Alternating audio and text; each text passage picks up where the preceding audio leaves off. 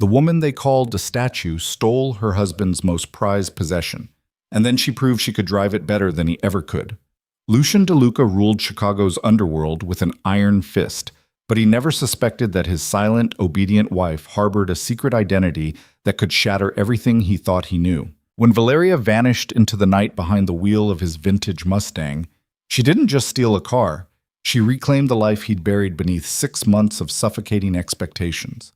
Follow this story to the end, hit that like button, and comment your city below so I can see how far this tale of speed, secrets, and salvation travels. The Sinclair Hotel ballroom glittered like a jewel box designed to showcase Chicago's most dangerous predators. Crystal chandeliers cast fractured light across marble floors, illuminating men in tailored suits who controlled territories instead of corporations, and women draped in silk who understood that survival required more than beauty. It demanded strategic invisibility. Valeria DeLuca stood 3 steps behind her husband, her posture perfect, her champagne untouched, her expression carefully blank. The emerald gown that clung to her frame had cost more than most people earned in a year, selected by Lucian's stylist to complement his charcoal suit without outshining it. Her dark hair was swept into an elegant chignon, her makeup flawless, her jewelry precisely chosen to signal wealth without vulgarity. She was, by every measure, exactly what Lucian DeLuca's wife should be. A trophy. An ornament. A beautiful silent thing. "Your wife is exquisite," Marco Bellini said, his gaze sliding over Valeria with the clinical assessment of a man appraising livestock. "So refined. So quiet." Lucian's hand settled possessively on the small of Valeria's back, warm through the silk. "She understands her role." Valeria's smile never wavered. 6 months of practice had perfected the art of standing beside her husband while disappearing entirely, of being present without being noticed, of existing as an extension of his power rather than a person in her own right. The Underworld Gala was an annual tradition, a gathering where territories were negotiated over aged whiskey, alliances were forged between courses of a 7-course meal, and violence simmered beneath every polite exchange. Valeria had learned to read the room's shifting dynamics, to identify which men held real power and which merely pretended to recognize the moment when conversation became threat.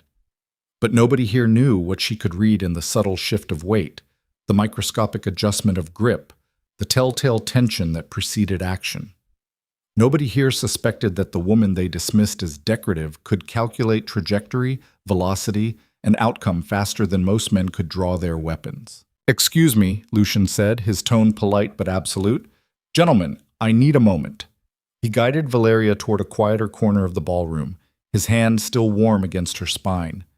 To any observer, they looked like a devoted couple seeking a moment of privacy. Valeria knew better. 6 months had taught her to distinguish between Lucian's public performances and his private disappointments. "You're doing well tonight," he said, his voice low enough that only she could hear. "Very well. Thank you." Valeria's response was soft, perfectly modulated, utterly empty. Lucian's jaw tightened almost imperceptibly. "Relax, Valeria. You don't need to be so stiff." But relaxation was a luxury she couldn't afford. The moment she dropped her guard, the moment she let herself be anything other than what he expected, she risked everything. So she maintained her careful composure, her strategic silence, her deliberate invisibility. "I should return to the guests," Lucian said after a moment. "Stay close." Valeria nodded, falling back into position 3 steps behind him as they rejoined the crowd. She watched him navigate conversations with the ease of a man born to power, his charisma deployed like a weapon, his threats wrapped in charm.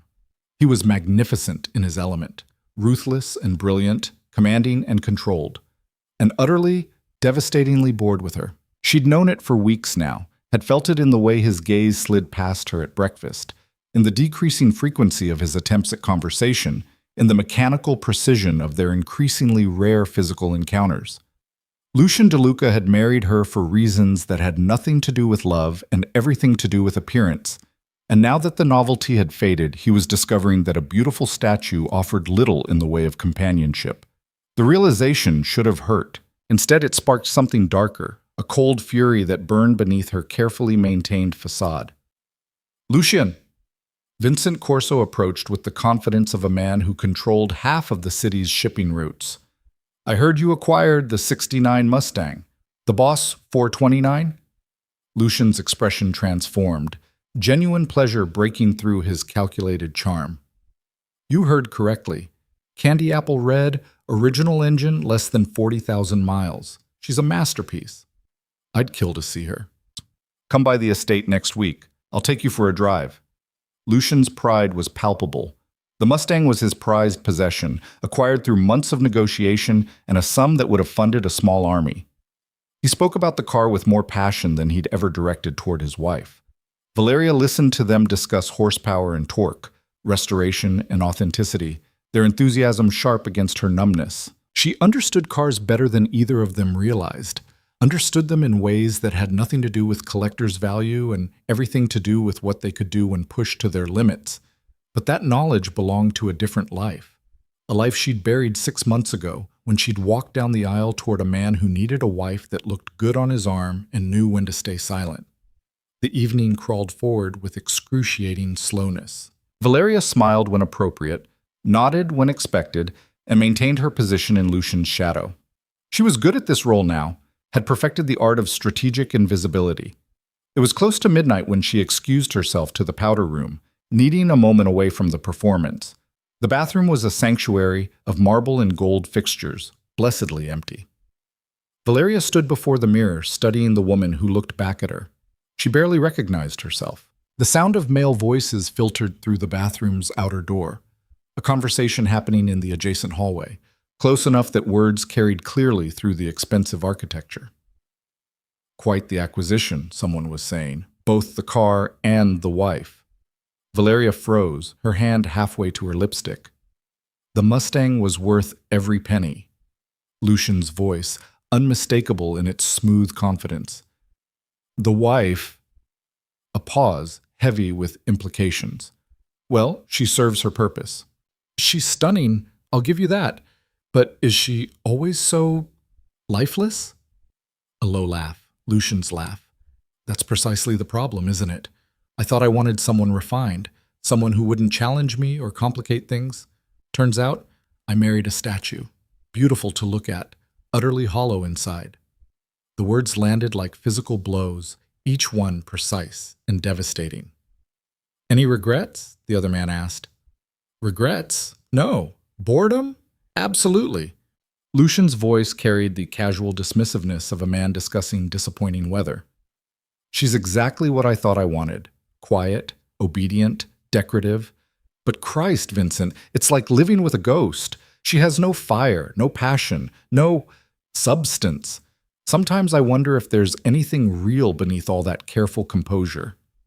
Valeria's reflection stared back at her, emerald silk and perfect makeup and strategic invisibility. Her hand trembled just slightly before she forced it steady. 6 months of suffocating her true self, of playing the role he'd required, of becoming exactly what he'd claimed to want. And he was bored. The fury that had been simmering beneath her careful facade ignited, cold and absolute. She'd sacrificed everything, her identity, her passion, her very self, to become what Lucian DeLuca needed. She'd buried Nick so deep that sometimes she forgot the woman she'd been, the life she'd lived, the fire that had once defined her. For this, for a man who found her hollow. Valeria's fingers found her phone, pulling up the security app that controlled their estate's systems. Lucian had given her access months ago, never imagining she'd use it for anything beyond adjusting the thermostat or checking when he'd arrive home. The garage security showed 4 vehicles: Lucian's armored SUV, her own tasteful sedan, a backup car for the household staff, and the Mustang. The beautiful, pristine, utterly precious 1969 Mustang that Lucian loved more than he'd ever loved his wife. The camera feeds showed the estate's security detail following predictable patterns: guards at the main gate, perimeter checks every 20 minutes. Interior surveillance focused on entry points rather than the garage itself. She'd watched these patterns for 6 months without realizing she'd been studying them, cataloging weak points and timing windows with the instincts of someone who'd spent years evading pursuit. Nix's instincts. Still there, buried, but not dead. Valeria made her decision in the space between heartbeats. She touched up her lipstick, straightened her already perfect posture, and walked back into the ballroom with the same careful composure she'd maintained all evening. Lucian was still deep in conversation with Vincent and two other men, discussing something about shipping routes and territorial adjustments.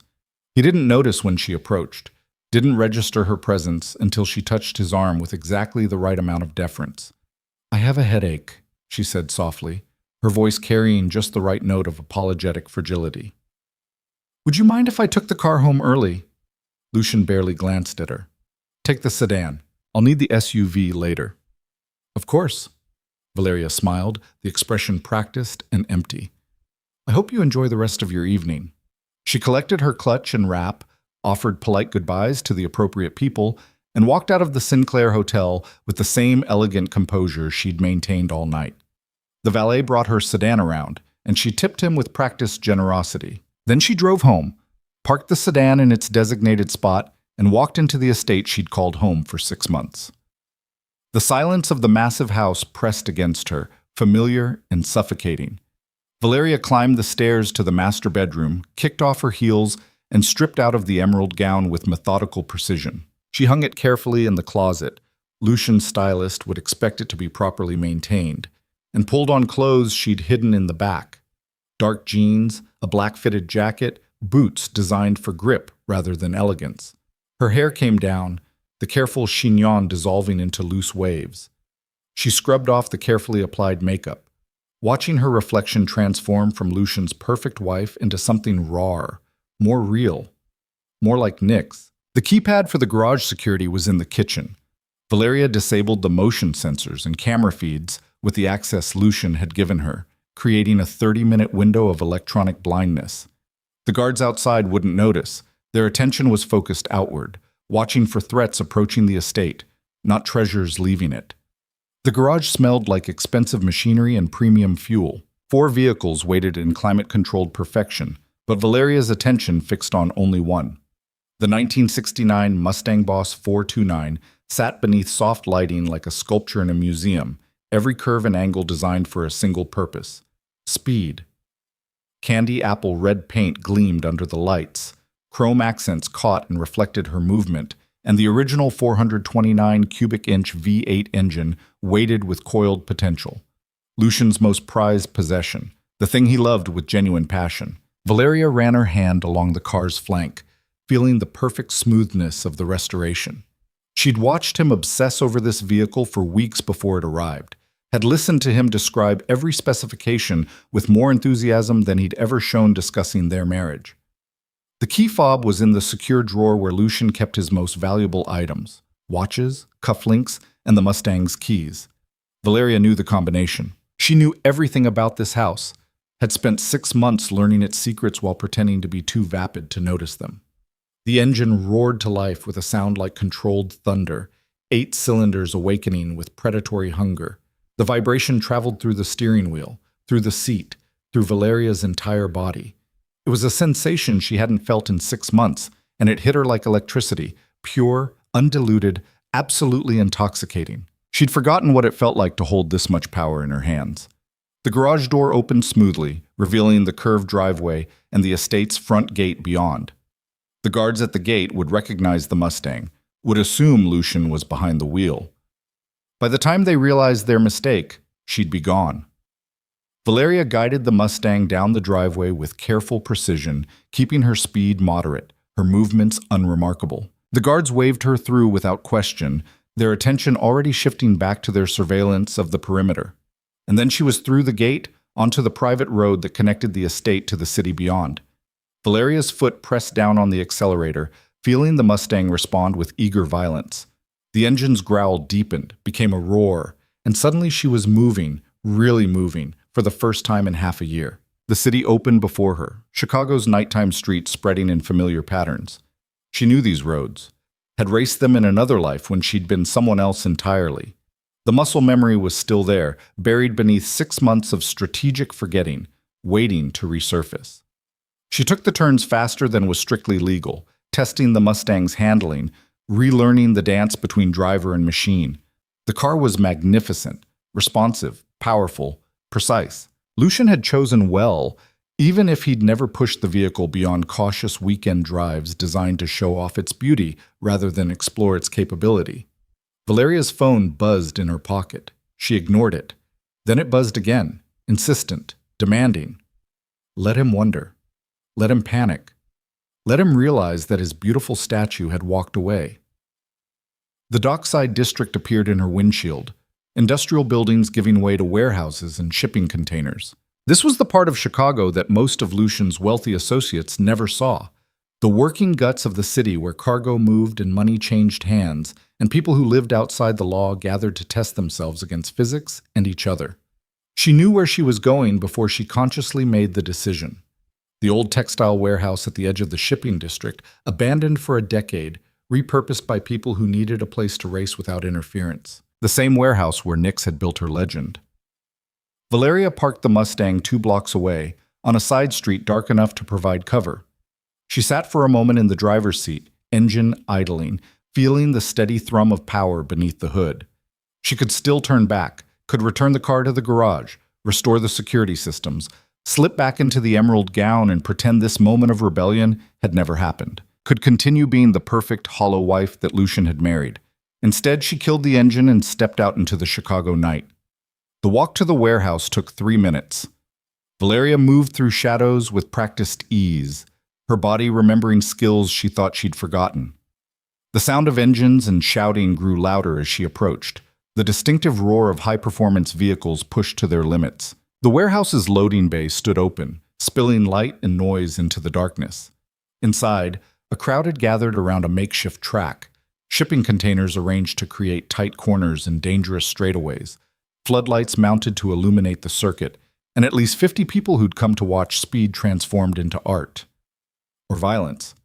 Sometimes it was hard to tell the difference.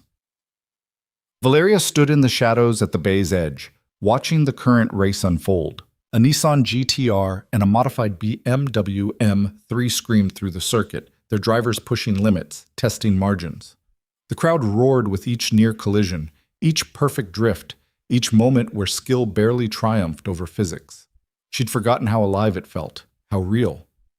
Can't afford the entry fee? The voice came from her left. A man in his 30s with grease-stained hands and sharp eyes. One of the organizers, she guessed, someone who controlled access to the circuit. Valeria turned to face him, and something in her expression made him step back slightly.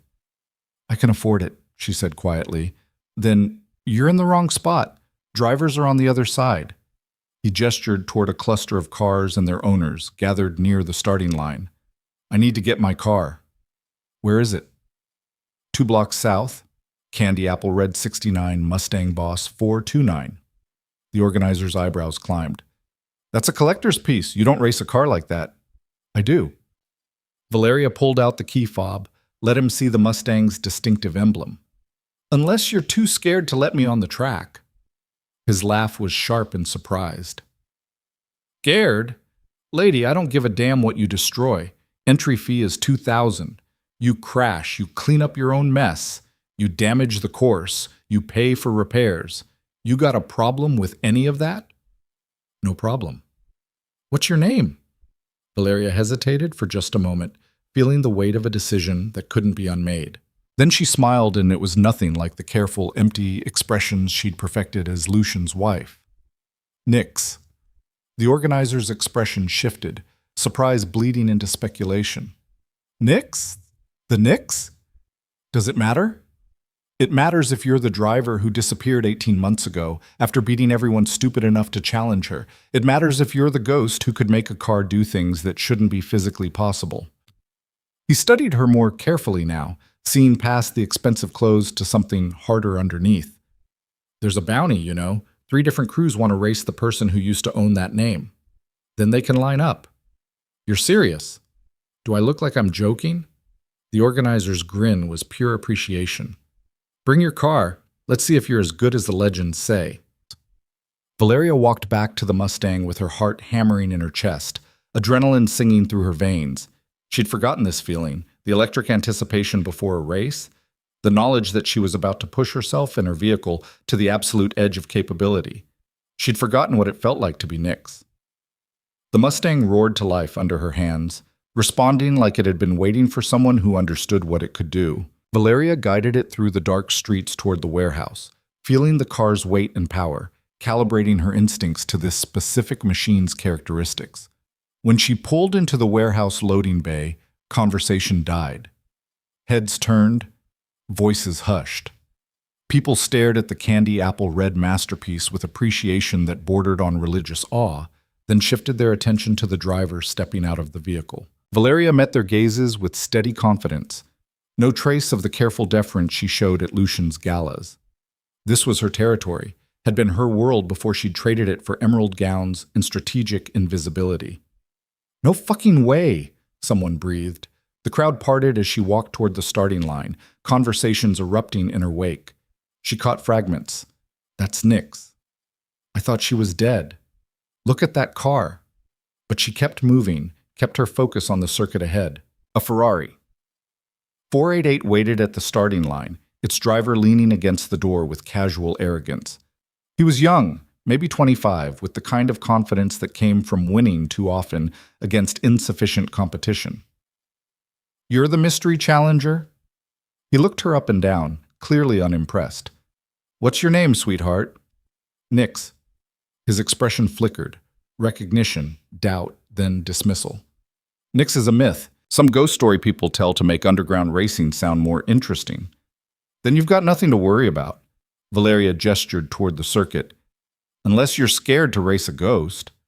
The crowd noise swelled, people sensing confrontation, money changing hands as bets were placed. The organizer appeared beside her, collecting entry fees, explaining rules she already knew by heart. "Standard circuit," he said. 3 laps.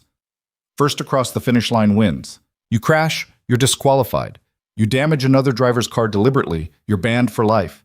Any questions?" "No." Valeria slid into the Mustang's driver's seat, feeling the car settle around her like a second skin. Her hands found the wheel, her feet the pedals, her body the precise position that optimized control. She'd sat in this exact configuration 1,000 times before, in different cars but always with the same purpose. To be faster than physics should allow.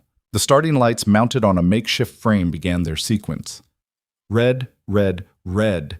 Valeria's world narrowed to the circuit ahead, her awareness expanding to encompass every variable: tire grip, weight distribution, the Mustang's power curve, the Ferrari's likely strategy. Green. She launched with practiced precision, the Mustang's engine screaming as she balanced acceleration against traction. The Ferrari jumped ahead initially, its modern engineering giving it an advantage off the line, but Valeria didn't panic. This wasn't about the first corner. This was about the long game. The circuit's first turn approached fast, a tight right-hander between shipping containers. The Ferrari's driver braked hard, too hard, sacrificing speed for safety. Valeria carried her momentum deeper into the turn, feeling the Mustang's rear end start to slide, using the drift to pivot the car through the apex with minimal scrubbing. She exited the corner level with the Ferrari, engine roaring, adrenaline singing. The second turn was a left-hand sweeper that required commitment, faith that the tires would hold, trust in physics and skill. Valeria accelerated through it while the Ferrari's driver lifted, his caution costing him precious tenths of a second. And she was ahead. The crowd's roar penetrated her focus, a distant thunder that validated what she already knew: she was faster. The Mustang was a revelation under her hands, raw power matched with surprising agility. The classic muscle car responding to her inputs with the precision of something built for exactly this purpose. Lap 2. The Ferrari's driver was pushing now, trying to close the gap, taking risks his skill level couldn't support. Valeria watched him in her mirrors, reading his desperation in the way his car twitched through corners, the way he braked too late and accelerated too early. He was fast, but he wasn't Nix. The third lap was a victory parade disguised as a race. Valeria extended her lead with surgical precision, each corner a demonstration of what happened when skill met preparation met absolute commitment. The Mustang danced through the circuit like it had been designed for this exact track, and maybe in some way it had been, built by people who understood that power meant nothing without control. She crossed the finish line 3 car lengths ahead of the Ferrari, the Mustang's engine still screaming its triumphant song. The crowd erupted. Valeria brought the car to a controlled stop and stepped out into chaos. People were shouting, laughing, pressing forward to see the car and the driver who just made the impossible look routine. Money changed hands as bets were settled. Someone was already setting up the next race, other drivers lining up to challenge the ghost who'd just proven she was real. "Holy shit," the organizer said, appearing beside her with undisguised admiration. "That was... holy shit. I need another race." "You need about 5 more races. Every driver here wants a shot at you now." He grinned. "Welcome back, Nix." Valeria looked at the crowd, at the cars waiting their turn, at the circuit that had been her proving ground in another life. The adrenaline was still singing through her veins, pure and clean and absolutely addictive. She'd forgotten what it felt like to be alive. Her phone buzzed insistently in her pocket. She pulled it out, saw 17 missed calls from Lucian, each one marked urgent. Let him wait. Let him wonder where his hollow statue had gone. "Line them up," Valeria said to the organizer. "I'm not done yet." She raced 4 more times that night, beating a Porsche 911 Turbo, a modified Supra, a Corvette Z06, and finally a Lamborghini Huracan whose driver refused to believe that a classic Mustang could possibly be faster than his Italian masterpiece. She proved him wrong. By the time she finished, it was past 3 in the morning. The crowd had swelled to over 100 people, word spreading through Chicago's underground that Nix had returned, that the ghost was real and she was driving a candy apple red Mustang that shouldn't be able to do the things it was doing. Valeria sat in the driver's seat between races, feeling the engine's heat through the floorboards, feeling more herself than she had in 6 months. This was who she was, not Lucian's decorative wife, not the hollow statue he'd grown bored with, but someone who could take a machine to its absolute limits and make it sing. Her phone had stopped buzzing around midnight. Now, at 3:47 a.m., it lit up with a new message. "Lucian, where are you?" Simple, direct, controlled fury barely contained by 4 words. Valeria smiled and didn't answer. She drove the Mustang out of the warehouse as dawn began to paint the eastern sky. The crowd parting to let her through. Their respect and admiration a validation she'd needed without realizing it. The car's engine had settled into a satisfied purr. Well used, but not abused, pushed hard, but never beyond its limits. She didn't go home. Instead, she drove through Chicago's waking streets, watching the city transform from night to day, feeling the Mustang's steering wheel under her hands, and knowing that she'd crossed a line she couldn't uncross. She'd stopped being the hollow statue, and she had absolutely no intention of going back. The sun was fully risen by the time Valeria pulled the Mustang into a 24-hour diner on the outskirts of the city, her body buzzing with adrenaline and exhaustion in equal measure. She'd been driving for hours, racing for most of them, and now the crash was beginning to set in, the inevitable come-down after pushing herself to the edge. She ordered coffee and toast she didn't eat, sitting in a corner booth where she could watch the parking lot and the candy apple red Mustang gleaming in the early morning light. Her phone sat on the table beside her plate, silent now, but she knew that silence wouldn't last. Lucian would be looking for her, looking for his car, and when he found either, there would be consequences. The thought should have terrified her. Instead, it sparked something that felt dangerously close to satisfaction. Her coffee was half finished when the diner's door opened and 3 men walked in, their body language immediately setting off alarms in Valeria's mind. They moved like predators, scanning the space with practiced efficiency, their attention fixing on her within seconds. Not Lucian's men. She would have recognized his security detail. These were someone else's. The leader approached her booth with calculated confidence, his expensive suit at odds with the diner's worn vinyl and chipped formica. He was older than his companions, maybe 45, with the kind of controlled physicality that suggested military training repurposed for less legal enterprises. "Nix," he said, sliding into the seat across from her without invitation. "Quite the performance last night." Valeria's hand moved subtly toward her jacket pocket, where she kept the small blade she'd carried since her racing days. "Do I know you?" "Marcus Chen. I run the East Side Circuit." His smile was sharp and knowing. "You destroyed some of my best drivers last night. Cost me about 30,000 in lost bets." "Then you bet wrong." "No, I bet exactly right. On you, every time." Marcus gestured toward the Mustang visible through the window. "That's Lucian DeLuca's car. Everyone in the underground knows about his precious vintage restoration, which means either you stole it or you're connected to him in ways that make this situation very interesting. Valeria said nothing, her expression carefully neutral. I'm guessing you're connected, Marcus continued, because someone who steals a car that recognizable isn't stupid enough to race it in public unless they're making a point. So the question is, what point are you making, and how much trouble is Lucian DeLuca going to cause when he figures out his wife is Nyx? The revelation hung in the air between them, heavy with implications. Valeria's pulse kicked up, but she maintained her composure, years of practice allowing her to hide the spike of anxiety. How long have you known? Since about 2 hours ago, when one of my people pulled property records and society page photographs. Marcus leaned back, studying her with open curiosity. Valeria DeLuca, née Rossi, married 6 months ago in a ceremony that was supposed to unite two powerful families. The bride was described as refined, elegant, and notably private. No one mentioned she used to be the most dangerous driver in Chicago. Used to be? Last night suggested you haven't lost your edge. He paused, letting the weight of his knowledge settle. The question is what you're planning to do now that you've announced your return, because walking away from Lucian DeLuca isn't something people generally survive. Valeria's fingers traced the rim of her coffee cup, buying time to think. Marcus Chen represented opportunity and danger in equal measure. The East Side Circuit was neutral territory, controlled by interests that operated independently of the major crime families. If she needed allies outside of Lucian's world, this was where she'd find them. I'm not walking away from anything, she said carefully.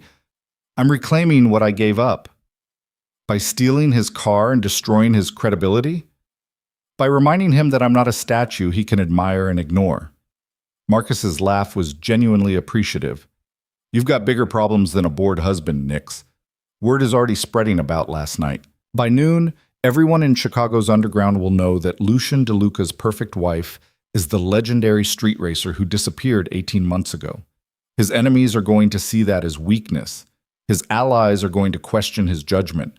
And Lucian himself is going to have to decide whether you're an asset worth protecting or a liability that needs to be eliminated. The brutal assessment landed with the force of truth. Valeria had been so focused on her own fury, her own need to reclaim her identity, that she hadn't fully calculated the broader implications. In Lucian's world, image was everything. Control was everything, and she'd just demonstrated that he controlled neither his wife nor his possessions. What would you do? She asked. Me? I'd leverage the hell out of it. Marcus gestured toward the Mustang. You've got skills that are worth serious money. You've got access to Lucian's world that most people would kill for. And you've clearly got the spine to stand up to one of Chicago's most dangerous men. Those are assets if you're smart enough to use them. I'm not interested in betraying my husband. I'm not asking you to. I'm suggesting you negotiate from a position of strength instead of waiting for him to decide your fate. Marcus pulled a business card from his pocket, sliding it across the table. When Lucian comes looking for you, and he will, make sure you've got options. My circuit is neutral territory.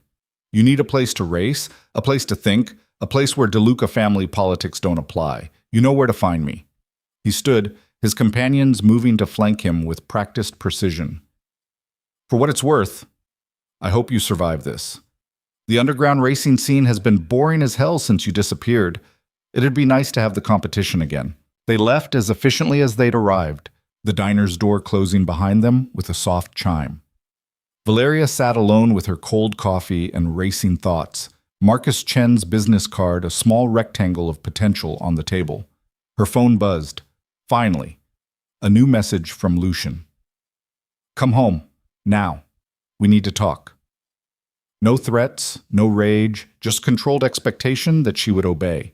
Valeria stared at the message for a long moment, feeling the weight of decision pressing down on her. She could go home, return the Mustang, apologize for the disruption, and hope that Lucian's pride would allow him to forgive the humiliation. She could slip back into the role of perfect wife, bury Nyx again, pretend that last night had been an aberration rather than an awakening. Or she could drive the Mustang straight to the estate, park it exactly where she'd found it, and make Lucian face the woman he'd married instead of the statue he'd created. She chose the latter. The drive back to the DeLuca estate took 30 minutes through Chicago's mid-morning traffic. Valeria used the time to steady herself, to prepare for the confrontation she knew was coming. She'd challenged Lucian's authority, damaged his reputation, and demonstrated a level of independence that undermined everything their marriage was supposed to represent. He would be furious. The question was whether that fury would manifest as violence or something more calculated. The estate's gate stood open when she arrived, unusual for mid-morning when security protocols typically kept them closed except for scheduled arrivals. She drove through slowly, the Mustang's engine purring with satisfied exhaustion, and found the circular driveway occupied by 3 additional vehicles she didn't recognize. Lucian had company. That complicated things. Valeria parked the Mustang in its designated spot in the garage, taking a moment to appreciate the vehicle's flawless exterior despite hours of hard driving. She'd pushed it to its limits without exceeding them, had tested its capabilities without damaging its precision. Lucian might be angry about the unauthorized use, but he couldn't claim she'd harmed his precious possession. The house was unnaturally quiet when she entered through the garage's interior door, the usual sounds of household staff conspicuously absent. Someone had cleared the building, which meant Lucian wanted privacy for whatever was about to happen. She found him in his office, standing behind his desk with his back to the door, looking out over the estate's manicured grounds. He was still wearing last night's suit, the jacket discarded, his shirt sleeves rolled to his elbows. The posture suggested he'd been awake all night, waiting. 3 other men occupied the office's leather chairs. Vincent Corso from last night's gala, Marcus Bellini, who controlled the city's southern territories, and a younger man Valeria didn't recognize but whose resemblance to Bellini suggested family connection. All 4 turned when she entered, their attention fixing on her with varying degrees of curiosity and calculation. "Gentlemen," Lucian said without preamble, "allow me to properly introduce my wife, Valeria DeLuca, also known, apparently, as Nix." The younger Bellini's eyes widened slightly. Vincent Corso's expression remained carefully neutral. Marcus Bellini laughed, a sharp bark of surprise. "The street racer?" Bellini said. "The ghost who disappeared?" "The very same." Lucian's voice was controlled, almost conversational, which made it more dangerous than rage would have been. "I learned this interesting fact around 2 this morning when my head of security informed me that my vintage Mustang had been stolen by someone who knew how to disable the estate's systems without triggering any alarms." "That must have been quite the shock," Vincent said carefully. "Shock is an inadequate word. Imagine my surprise when I tracked the car to an illegal racing circuit in the Dockside district and watched security footage of my wife, my quiet, refined, perfectly obedient wife, absolutely destroying some of the city's best drivers." Valeria held his gaze steadily, refusing to show the anxiety churning in her gut. This was the moment that would define everything that came next. Backing down now would confirm his assessment of her as hollow. Standing firm might cost her everything. "You called me a statue," she said quietly. "Hollow and boring. I thought I'd remind you that I'm not." The office went absolutely silent. Vincent Corso's eyebrows climbed. The younger Bellini looked like he wanted to flee. Marcus Bellini's grin widened appreciatively. Lucian turned to face her fully, and the expression on his face was complex. Fury, yes, but also something that might have been respect fighting with injured pride. "You overheard my conversation with Vincent." "I did. And your response was to steal my most valuable possession and publicly humiliate me by demonstrating skills you've been hiding for 6 months?" "My response was to stop pretending to be someone I'm not." Valeria took 3 steps into the office, her posture straight, her voice steady. "You wanted a decorative wife who wouldn't challenge you or complicate your life. I tried to give you that, but you can't marry someone and then complain when they become exactly what you demanded." "I didn't demand you lie about who you are. You demanded I be quiet, refined, and invisible. That's exactly what lying about who I am looks like." Vincent Corso coughed quietly, clearly uncomfortable with witnessing a marital confrontation that carried implications far beyond personal discord. "Perhaps we should give you 2 privacy." "No." Lucian's voice cracked like a whip. "Stay. All of you." He gestured toward Valeria. "My wife has apparently decided that our private business should be conducted in the public arena. Let's see how she handles the consequences." Valeria's pulse hammered, but she maintained her composure. This was a test. Lucian was establishing dominance by refusing her the dignity of a private confrontation, by forcing her to defend herself in front of men who would judge her, assess her, and report their observations throughout Chicago's underworld. The consequences of what? She asked. Being honest about my capabilities? Reminding you that I have value beyond my appearance? The consequences of theft, property damage, and making me look weak. I didn't damage your car. I drove it exactly as it was meant to be driven, and I returned it in perfect condition. As for making you look weak, Valeria paused, choosing her words with surgical precision. I made you look like a man who didn't know what he had. That's not weakness. That's inattention. Marcus Bellini's laugh was unrestrained now. She's got you there, Lucian. Shut up, Marcus. But there was no real heat in Lucian's rebuke. His attention remained fixed on Valeria, his brilliant tactical mind clearly processing this new dynamic, calculating angles and outcomes. You think this is about the car? I think this is about control, Valeria said. You controlled who I was, what I showed the world, how I presented myself in your spaces. Last night, I took that control back. And yes, I did it publicly because private rebellion doesn't change anything. It just gets buried and ignored. So this was a message. This was me refusing to be a statue.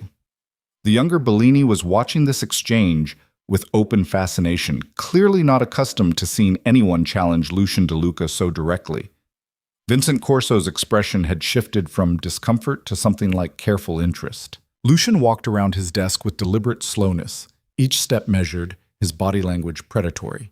He stopped 3 feet from Valeria, close enough that she could see the exhaustion in his eyes, the tension in his jaw, the complex calculation happening behind his controlled exterior. You could have told me, he said, his voice lower now, meant for her despite their audience. About your racing, about Nick's, about any of it. Would you have believed me? Or would you have thought I was trying to make myself interesting, trying to be something I wasn't? Valeria held his gaze. You married me because I was quiet and refined. You didn't want complications. You didn't want a partner who would challenge you or demand your attention. You wanted exactly what you said I was, something beautiful to look at that wouldn't disrupt your life. That's not... Lucian stopped, his jaw tightening. That's not entirely fair. Then tell me what was unfair about it. The confrontation hung between them, raw and unresolved. Valeria could see Lucian processing, could almost watch his tactical mind working through implications and calculations. He'd been caught off guard, his assumptions shattered, his carefully constructed marriage revealed as a house built on incomplete information. The racing, he said finally. How good are you, actually? I'm the best driver in Chicago. I was before we married, and based on last night's performance, I still am. Show me. The demand caught her off guard. What? Show me. Lucian's expression shifted, fury giving way to something more complex, curiosity mixed with challenge. You destroyed my credibility last night. Every person in the underground now knows that my wife is Nick's, that I didn't know who I married, that I called you hollow while you were secretly legendary. The only way to salvage this is to demonstrate that you're an asset, not a liability. How? Lucian turned to address his guests. Gentlemen, it appears my morning schedule has changed. Marcus, you've been bragging about your nephew's driving for months. Vincent, your son just bought that ridiculous German import. I propose a race, my wife against your best drivers. If she wins, we end this conversation about weakness and damaged credibility. If she loses, he paused, looking back at Valeria. If she loses, we discuss consequences. Marcus Bellini's grin was pure satisfaction. You want to race your wife against our people? In front of witnesses? I want to prove that what she did last night wasn't a fluke or a lucky night. I want to demonstrate that Valeria DeLuca is exactly what she claims to be. Lucian's eyes held Valeria's, and she could see the calculation there, the ruthless pragmatism that had built his empire. And if she's going to blow up my carefully constructed image of our marriage, the least she can do is make the chaos useful. Valeria's mind raced. This was opportunity and trap simultaneously. Winning would validate her skills, would force Lucian and his allies to see her as more than decorative. But losing would confirm his assessment of her as someone who'd gotten lucky, someone whose rebellion amounted to nothing meaningful. Where? She asked. The old airfield on the north side. Neutral territory. Enough space for a proper circuit. Private enough that we won't attract unwanted attention. Lucian was already moving, his energy shifting from confrontational to focused. We'll set it up for this afternoon. 3 races. You against Marcus's nephew, against Vincent's son, and against whoever else wants to challenge the legendary Nix. And if I refuse? Then you confirm that last night was a performance rather than reality. Your choice. Vincent Corso shifted uncomfortably.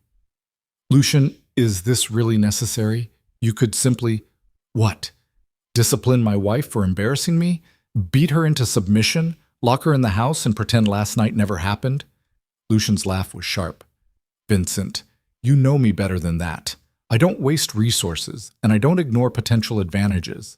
If Valeria is truly Nix, then she's worth far more as an ally than an enemy. And if she's lying, the younger Bellini asked, then we'll all learn a valuable lesson about the dangers of overconfidence. Lucian gestured toward the door. Gentlemen, you have 4 hours to gather your drivers and whatever you're willing to wager. I'll handle the logistics. The men filed out, Marcus Bellini still grinning, Vincent Corso looking concerned, the younger Bellini appearing stunned by the morning's revelations. When the door closed behind them, Lucian and Valeria stood alone in the office, the weight of 6 months of carefully maintained pretense finally stripped away. You're angry, Valeria said. I'm furious. Lucian's control cracked slightly, real emotion bleeding through. You lied to me for 6 months. You let me believe you were someone you're not. You made me look like a fool who doesn't know his own wife. You made assumptions about who I should be and never asked if they were accurate. Because you confirmed every assumption. You were quiet, refined, perfect. You never challenged me, never questioned anything, never gave me any reason to look deeper. Because that's what you wanted. Valeria's own anger was rising now, 6 months of suppression finally breaking free. You wanted a wife who wouldn't complicate your life, someone who looked good at galas and didn't demand your attention or challenge your authority. I gave you exactly that, and you got bored. So tell me, Lucian, what exactly did you want me to do differently? The question hung between them, sharp and unavoidable. Lucian ran his hand through his hair, a rare gesture of frustration that broke through his usual controlled composure. I don't know, he admitted. I thought I wanted simple, uncomplicated, someone who fit into my world without creating chaos. And instead you got me. Instead I got someone who stole my car and destroyed the city's best drivers while I was networking at a gala. Despite himself, a smile tugged at Lucian's mouth. You know what the most infuriating part is? You're right. About all of it. I did want a statue. I did get bored when you gave me exactly what I asked for, and I absolutely made assumptions instead of asking questions. Valeria felt some of her tension ease slightly. This was the first honest conversation they'd had in months, maybe the first truly honest conversation of their marriage. What happens now? She asked. Now you race. You prove you're as good as you claim. And then we figure out what our marriage actually is, instead of what we've been pretending it should be. Lucian crossed to his desk, pulling up information on his computer. The airfield is secured. I'll have the circuit set up within 2 hours. Who do you need there? Need? Support crew, mechanic, anyone you trust to work on the Mustang before the races. Valeria thought of the people she'd known in her Nix days, the underground connections she'd severed when she married Lucian. Tommy Rodriguez. He ran my pit crew before I disappeared. If he's still in Chicago, he'll come. I'll find him. Lucian was already typing, his tactical mind fully engaged now. What else? The Mustang needs nothing. It's perfect as is. Confidence or truth? Both. Valeria moved closer to the desk, looking at the airfield schematics Lucian was pulling up. That car is a masterpiece. You chose well when you bought it, but it's been driven like a museum piece instead of a machine. Last night I opened it up, let it do what it was built for. It responded perfectly. Lucian studied her for a long moment, his expression complex. You really are Nix. I tried to tell you that. You tried to hide it. Because I thought that's what you wanted. The honesty settled between them, uncomfortable but necessary. Lucian's phone buzzed with incoming messages, his network already responding to his requests, pieces moving into position for the afternoon's demonstration. 4 hours, he said. Use them however you need. Rest, prepare, or run if you're smart. I'm not running. No, I'm beginning to understand that you're not. Lucian's expression softened slightly, genuine curiosity breaking through his anger. Why racing? Of all the things you could have been, all the identities you could have claimed, why choose something so dangerous? Valeria considered the question, searching for words to explain something she'd never fully articulated. Because it's the only time I feel completely real. When I'm driving at the edge of control, when everything depends on split-second decisions and absolute commitment, there's no room for pretense or performance. You're either good enough or you're not. The physics don't care about your background or your connections or what image you're trying to project. You either have the skill or you crash. And you have the skill. I have the skill.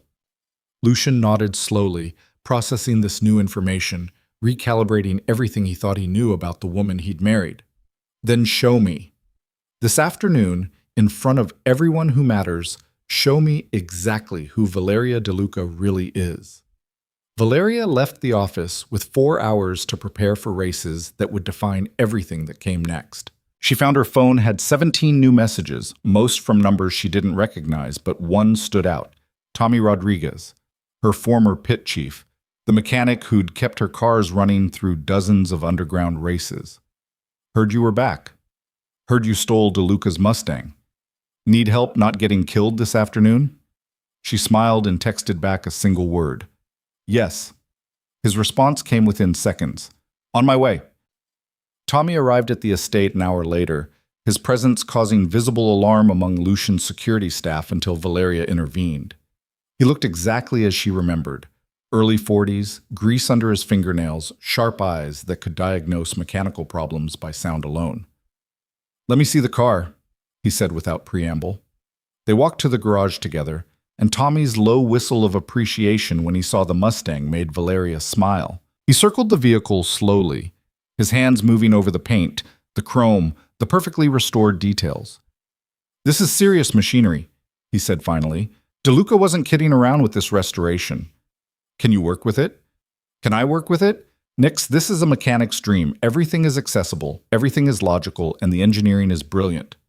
Tommy popped the hood, studying the engine with reverent attention. You drove this last night? 5 races, won them all. How'd she handle? Like a dream. Responsive, powerful, predictable. Tommy's grin was pure satisfaction. Then we just need to make sure she stays that way. Who are you racing? Marcus Bellini's nephew, Vincent Corso's son, and whoever else shows up looking for a challenge. So basically, every hotshot driver in Chicago who thinks they're better than Nix. Basically. They spent the next 2 hours going over the Mustang with methodical precision. Tommy checked tire pressure, examined brake pads, tested suspension response, and made minute adjustments that optimized performance without changing the car's fundamental character. Valeria watched him work, feeling the familiar rhythm of pre-race preparation, the careful attention to detail that separated winners from casualties. You sure about this? Tommy asked at one point, his voice quiet. DeLuca's got a reputation. Crossing him publicly isn't something people usually survive. I'm not crossing him, I'm making him see me. By stealing his car and racing it in front of his enemies? By being honest about who I am instead of who he wanted me to be. Tommy considered this, his hands still moving over the engine. You always were stubborn. Glad to see marriage didn't change that. They finished the preparation with 40 minutes to spare. The Mustang sat ready, every system optimized, every component functioning at peak efficiency. Valeria changed into proper racing clothes. Fitted jeans, a black jacket designed for movement, boots with grip-focused soles. When Lucian's driver came to collect them, she was ready. The old airfield spread across 40 acres of cracked tarmac and abandoned buildings, remnants of a municipal airport that had closed 2 decades earlier. Someone had already set up a circuit using traffic cones and painted lines, creating a course that emphasized both speed and technical skill. At least 30 vehicles were already present, along with maybe 60 people, drivers, mechanics, observers, and various members of Chicago's underworld who'd come to watch Lucian DeLuca's wife prove or destroy her legend. Marcus Bellini approached as Valeria stepped out of the transport vehicle, his nephew trailing behind him with obvious confidence. The young man was maybe 23, fit and cocky, exactly the type who'd never lost enough to understand humility. "Nix," Marcus said with genuine warmth. "Glad you showed up. My nephew Carlo has been talking non-stop about destroying the ghost. I hope you're ready to back up last night's performance." "I'm ready." Carlo Bellini stepped forward, offering his hand with a grin that didn't quite reach his eyes. "I watched the footage from last night. Impressive driving, but those were street racers, not serious competition. Let's see how you handle a real circuit." Valeria shook his hand, feeling the deliberate strength he put into the grip, the subtle intimidation attempt. "What are you driving?" "Audi R8, full race spec, custom tuning, professional setup." His confidence bordered on arrogance. "You're really going to run that vintage museum piece against modern engineering?" "I am." "Your funeral." The crowd gathered as the first race was prepared, money already changing hands as bets were placed. Valeria spotted Vincent Corso's son standing beside a modified BMW M4, saw several other drivers she didn't recognize preparing vehicles that represented serious investment and skill. And there, standing slightly apart from the others with his arms crossed and his expression unreadable, stood Lucian De Luca, watching everything with the focused intensity he brought to all his strategic calculations. Tommy helped her into the Mustang, making final checks while offering quiet encouragement. "Remember your lines. Trust your instincts. Don't let him bait you into making mistakes." "I won't." The starting position placed her beside Carlo Bellini's Audi, the modern machine looking sleek and aggressive compared to the Mustang's classic brutality. Carlo revved his engine unnecessarily, the sound sharp and artificial compared to the Mustang's deep rumble. The organizer raised the starting flag, his voice cutting through the engine noise. 3 laps. First across the finish wins. Drivers ready?" Valeria's hands found their positions on the wheel, her feet the pedals, her awareness expanding to encompass the circuit, the competition, the physics that would determine the outcome. This was what she'd been born to do, the place where everything else fell away and only skill mattered. The flag dropped. Valeria launched with controlled aggression, feeling the Mustang's rear tires bite into the asphalt with perfect grip. Carlo's Audi jumped ahead initially, its modern all-wheel drive system translating power to pavement with computer-optimized efficiency. But Valeria didn't panic. The first corner would tell her everything she needed to know about her opponent's skill level. The circuit's opening turn was a tight right-hander that demanded commitment, a test of nerve as much as technique. Carlo braked hard, his Audi's advanced systems managing weight transfer and traction with electronic precision. Valeria carried her speed deeper into the corner, trusting physics and experience over technology, feeling the Mustang's classic suspension compress and release as she drifted through the apex. She exited the turn level with the Audi, her momentum perfectly preserved. Carlo's head turned slightly, visible through his side window. He'd expected to extend his lead through superior braking and corner speed. Instead, he'd just learned that the vintage Mustang could match his modern machinery where it mattered most. The second turn was a sweeping left that led into a long straightaway, and this was where the Mustang's raw power asserted itself. Valeria's foot pressed down, feeling the 429 cubic inch engine respond with savage enthusiasm. The acceleration was brutal and intoxicating, pushing her back into the seat as the speedometer climbed with violent purpose. She pulled alongside Carlo on the straight, then ahead, the Mustang's superior horsepower overwhelming the Audi's technical advantages. In her peripheral vision, she saw Carlo's expression shift from confidence to concentration as he realized his modern engineering wasn't the guaranteed advantage he'd assumed. The circuit's third section was a technical sequence, 3 connected corners that required precise line selection and throttle control. Valeria had studied the layout during her brief preparation time, had visualized the ideal path through each turn. Now she executed that vision with surgical precision, the Mustang responding to her inputs like an extension of her intentions. Behind her, Carlo pushed hard, trying to close the gap, but his aggression exceeded his skill. Valeria watched in her mirrors as the Audi's rear end stepped out in the second corner, Carlo's correction too abrupt, his recovery costing him precious momentum. She finished the first lap 3 car lengths ahead.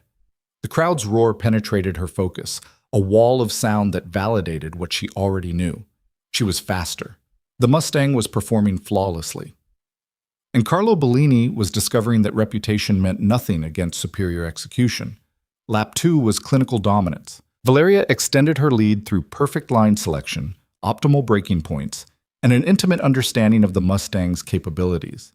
Carlo was fast, his Audi well prepared, but he was racing against someone who'd spent years pushing vehicles to their absolute limits. The third lap was a victory parade. Valeria crossed the finish line 7 car lengths ahead of the Audi, the Mustang's engine still singing its triumphant song. She brought the car to a controlled stop and stepped out into chaos. The crowd pressed forward, voices raised in appreciation and disbelief. Money changed hands as bets were settled. Tommy appeared beside her, his grin fierce with satisfaction. "That's my girl," he said quietly. "Welcome back, Nix." Valeria looked past the crowd toward Lucian, finding him standing exactly where he'd been before the race, his expression unreadable. Marcus Bellini approached, laughing. Despite his nephew's defeat. "Well, shit, Carlo, you just got destroyed by a woman driving a car older than you are. How does that feel?" Carlo's expression was tight with humiliation, but he managed a stiff nod toward Valeria. "You're better than I expected." "I'm exactly as good as I claimed to be," Valeria said evenly. "The problem wasn't my skill, it was your assumptions." Vincent Corso's son was next, his BMW M4, prepared with obvious care and significant investment. He was older than Carlo, maybe 28, with the kind of focused intensity that suggested he'd actually studied racing instead of just relying on natural talent and expensive equipment. "David Corso," he introduced himself, offering his hand without the performative strength Carlo had deployed. "I've heard stories about Nix for years. Never thought I'd get to race the legend." "What have you heard?" Valeria asked. "That you drove like physics was a suggestion rather than a law, that you could make a car do things that shouldn't be possible." David's smile was genuine. "After watching you destroy Carlo, I'm starting to believe the stories are true." "They are." "Then let's see if I can do better than he did." The second race was fundamentally different from the first. David Corso was genuinely skilled, his BMW perfectly set up, his racecraft sophisticated enough to pose a real challenge. When the flag dropped, he launched with precise timing, keeping pace with the Mustang through the opening corners.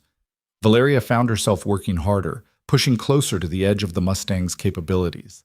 David anticipated her moves, defended his position intelligently, forced her to execute with absolute precision. This was real racing, 2 skilled drivers testing themselves against physics and each other.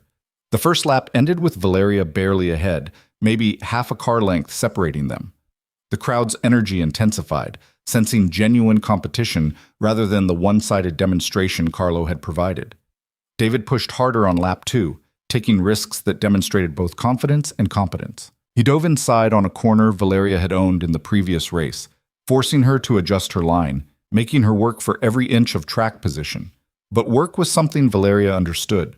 She'd built her reputation not on natural talent alone, but on the willingness to push harder, commit deeper, risk more than anyone else was willing to risk. David was skilled, but Valeria was relentless. She reclaimed the inside line on the circuit's tightest corner, feeling the Mustang's rear end slide precisely to the edge of adhesion, using the drift to pivot through the apex faster than the BMW's grip-focused approach allowed. David tried to follow, but his modern stability systems fought against the technique, his electronics preventing the controlled slide that Valeria had perfected through years of practice. The gap opened. Valeria pressed her advantage, each corner executed with millimeter precision, each straight exploiting the Mustang's power advantage. David fought brilliantly, but brilliance couldn't overcome the fundamental difference in skill level. She crossed the finish line 2 car lengths ahead. David approached after the race with genuine respect, his handshake firm and his smile rueful. "You're even better than the stories suggested. That was masterful driving." "You're good," Valeria said honestly. "Better than most people I've raced, but not better than you." "Not today." Vincent Corso joined his son, his expression complex. "Lucian, your wife just beat my best driver. I'm not sure whether to congratulate you or offer condolences." Lucian had moved closer during the second race, his attention fixed on Valeria's performance with the same focused intensity he brought to analyzing business opportunities and strategic threats. "Congratulations seem appropriate. I'm beginning to understand what Marcus meant about assets versus liabilities." 3 more drivers challenged Valeria over the next hour, each bringing different vehicles and approaches. A Porsche 911 Turbo, driven by someone from the West Side Circuit. A modified Corvette Z06, whose owner had been talking trash about Nick's being overrated. A McLaren 720S, piloted by a professional driver who'd been brought in specifically to test whether Valeria's reputation was genuine. She beat them all. Not by identical margins, the professional in the McLaren pushed her harder than anyone except David Corso, but with consistent dominance that left no room for doubt or qualification. By the time the last race concluded, the crowd's energy had shifted from skepticism to awe. The collective understanding settling that Nix wasn't a myth or a lucky amateur, but genuinely one of the most dangerous drivers anyone present had ever witnessed. Valeria stepped out of the Mustang after the final race, her body humming with adrenaline and exhaustion. Tommy was there immediately, checking the car, ensuring that the sustained performance hadn't caused any problems. "She's perfect," he said after a moment. "Not even overheated. You drove this thing hard without abusing it. That's professional-level mechanical sympathy." Lucian approached as the crowd began to disperse, winners collecting their earnings, losers nursing their damaged pride. He stopped 3 feet from Valeria, his expression still unreadable, and for a moment they simply looked at each other. "Satisfied?" Valeria asked. "Impressed," Lucian corrected. "There's a difference." He glanced at the Mustang, then back at her. "You drove my car better than I ever could. Better than I ever imagined it could be driven. It's a masterpiece. You chose well when you bought it." "I'm beginning to think I chose well in more ways than I realized." Lucian's voice was quiet enough that only she could hear. "We need to talk. Privately." They left the airfield in separate vehicles, Valeria driving the Mustang with Tommy beside her, Lucian following in his armored SUV with his security detail. The victory felt hollow somehow, incomplete despite the undeniable validation she'd achieved. She'd proven her skill, demonstrated her value, forced Lucian and his world to see her as something more than decorative. But the fundamental question remained unanswered. What happened now? The estate felt different when they returned, the silence less suffocating, the massive rooms less oppressive. Valeria found Lucian waiting in his office, the same space where their morning confrontation had occurred, but the energy was fundamentally changed. "Sit," he said, gesturing to one of the leather chairs. "Please." The addition of "please" was unusual. Lucian rarely asked for anything, his natural authority making requests sound like commands regardless of phrasing. Valeria sat, watching him carefully, trying to read the calculation happening behind his controlled expression. "I owe you an apology," Lucian said without preamble. "Several apologies, actually." That caught Valeria off guard. Lucian DeLuca didn't apologize. It wasn't weakness exactly, but it represented a kind of vulnerability that his world didn't encourage or reward. "For what specifically?" she asked. "For calling you hollow. For being bored with the very behavior I demanded. For marrying you without bothering to learn who you actually were." Lucian poured 2 glasses of whiskey, sliding one across the desk toward her. "For creating a situation where you felt like lying was safer than honesty." Valeria accepted the glass, feeling the weight of his words settle between them. "I could have told you the truth." "Could you? Really?" Lucian's expression was sharp. "Be honest, Valeria. If you'd walked up to me 6 months ago and said you used to be a legendary street racer, would I have believed you, or would I have dismissed it as a desperate attempt to seem interesting?" The brutal honesty of the question demanded an equally honest answer. "You would have dismissed it. You wanted someone refined and quiet. Nix was neither of those things." "Exactly. So you became what I wanted, and I punished you for succeeding." Lucian took a drink, his movements controlled despite the admission. "That's not just unfair. It's strategically idiotic." "Strategically?" "I run an empire that requires constant adaptation, creative problem-solving, and people who can handle unexpected situations. What I don't need is someone who simply agrees with everything I say and never challenges my assumptions." Lucian's eyes met hers directly. "Today you demonstrated skills that are worth more than every connection your family brought to our marriage. You're an asset I didn't know I had because I was too focused on what I thought I wanted to notice what I actually needed." Valeria felt something shift in her chest, a careful hope that maybe this disaster could transform into something real. "What are you saying?" I'm saying our marriage has been a performance based on false premises. You pretended to be someone you're not. I pretended to be satisfied with that pretense, and we've both been miserable as a result." Lucian stood, walking to the window that overlooked the estate grounds. "I want to start over, not with a divorce or an annulment, but with actual honesty about who we are and what we want from each other." "And what do you want from me?" "The truth. All of it. Who you were before we married. What you gave up to become my wife. What you need to be happy instead of just compliant." He turned to face her. "And in exchange, I'll give you the same honesty. About my work, my world, the reality of what being married to me actually means." Valeria studied him carefully, looking for manipulation or strategic positioning, but finding something that looked dangerously close to genuine. "You could have handled this differently. Could have punished me for the embarrassment, asserted control, made an example out of me." "I could have, but that would make you an enemy, and I'm starting to understand that having you as an enemy would be catastrophic." Lucian's smile was sharp. "You stole my most valuable possession, publicly demonstrated that I don't know my own wife, and destroyed every driver in Chicago who thought they were better than you. If you can do all that while pretending to be a hollow statue, imagine what you could do if you actually tried." The observation was calculated to flatter while establishing new terms for their relationship. Valeria recognized the manipulation, but found herself appreciating the honesty of it. This was who Lucian was, a strategic thinker who saw every interaction as negotiation, every relationship as resource allocation. "What does starting over actually look like?" she asked. "It looks like you stop hiding who you are. It looks like I stop expecting you to be something you're not. It looks like we figure out how to build a real partnership instead of a performance."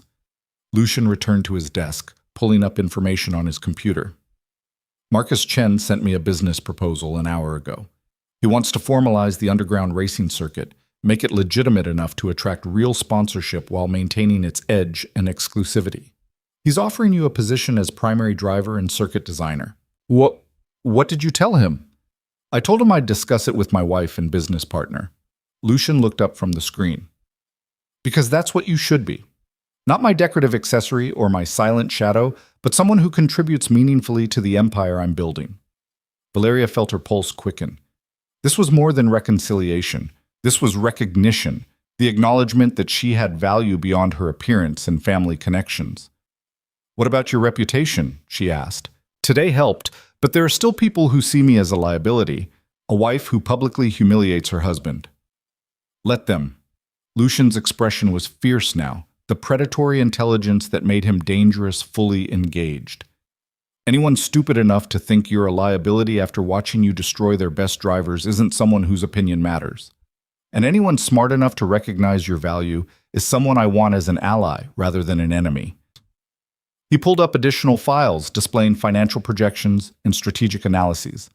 The underground racing circuit represents untapped revenue and influence.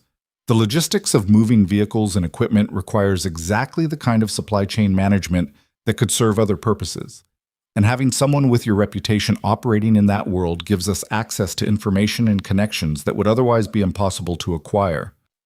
Valeria leaned forward, studying the projections.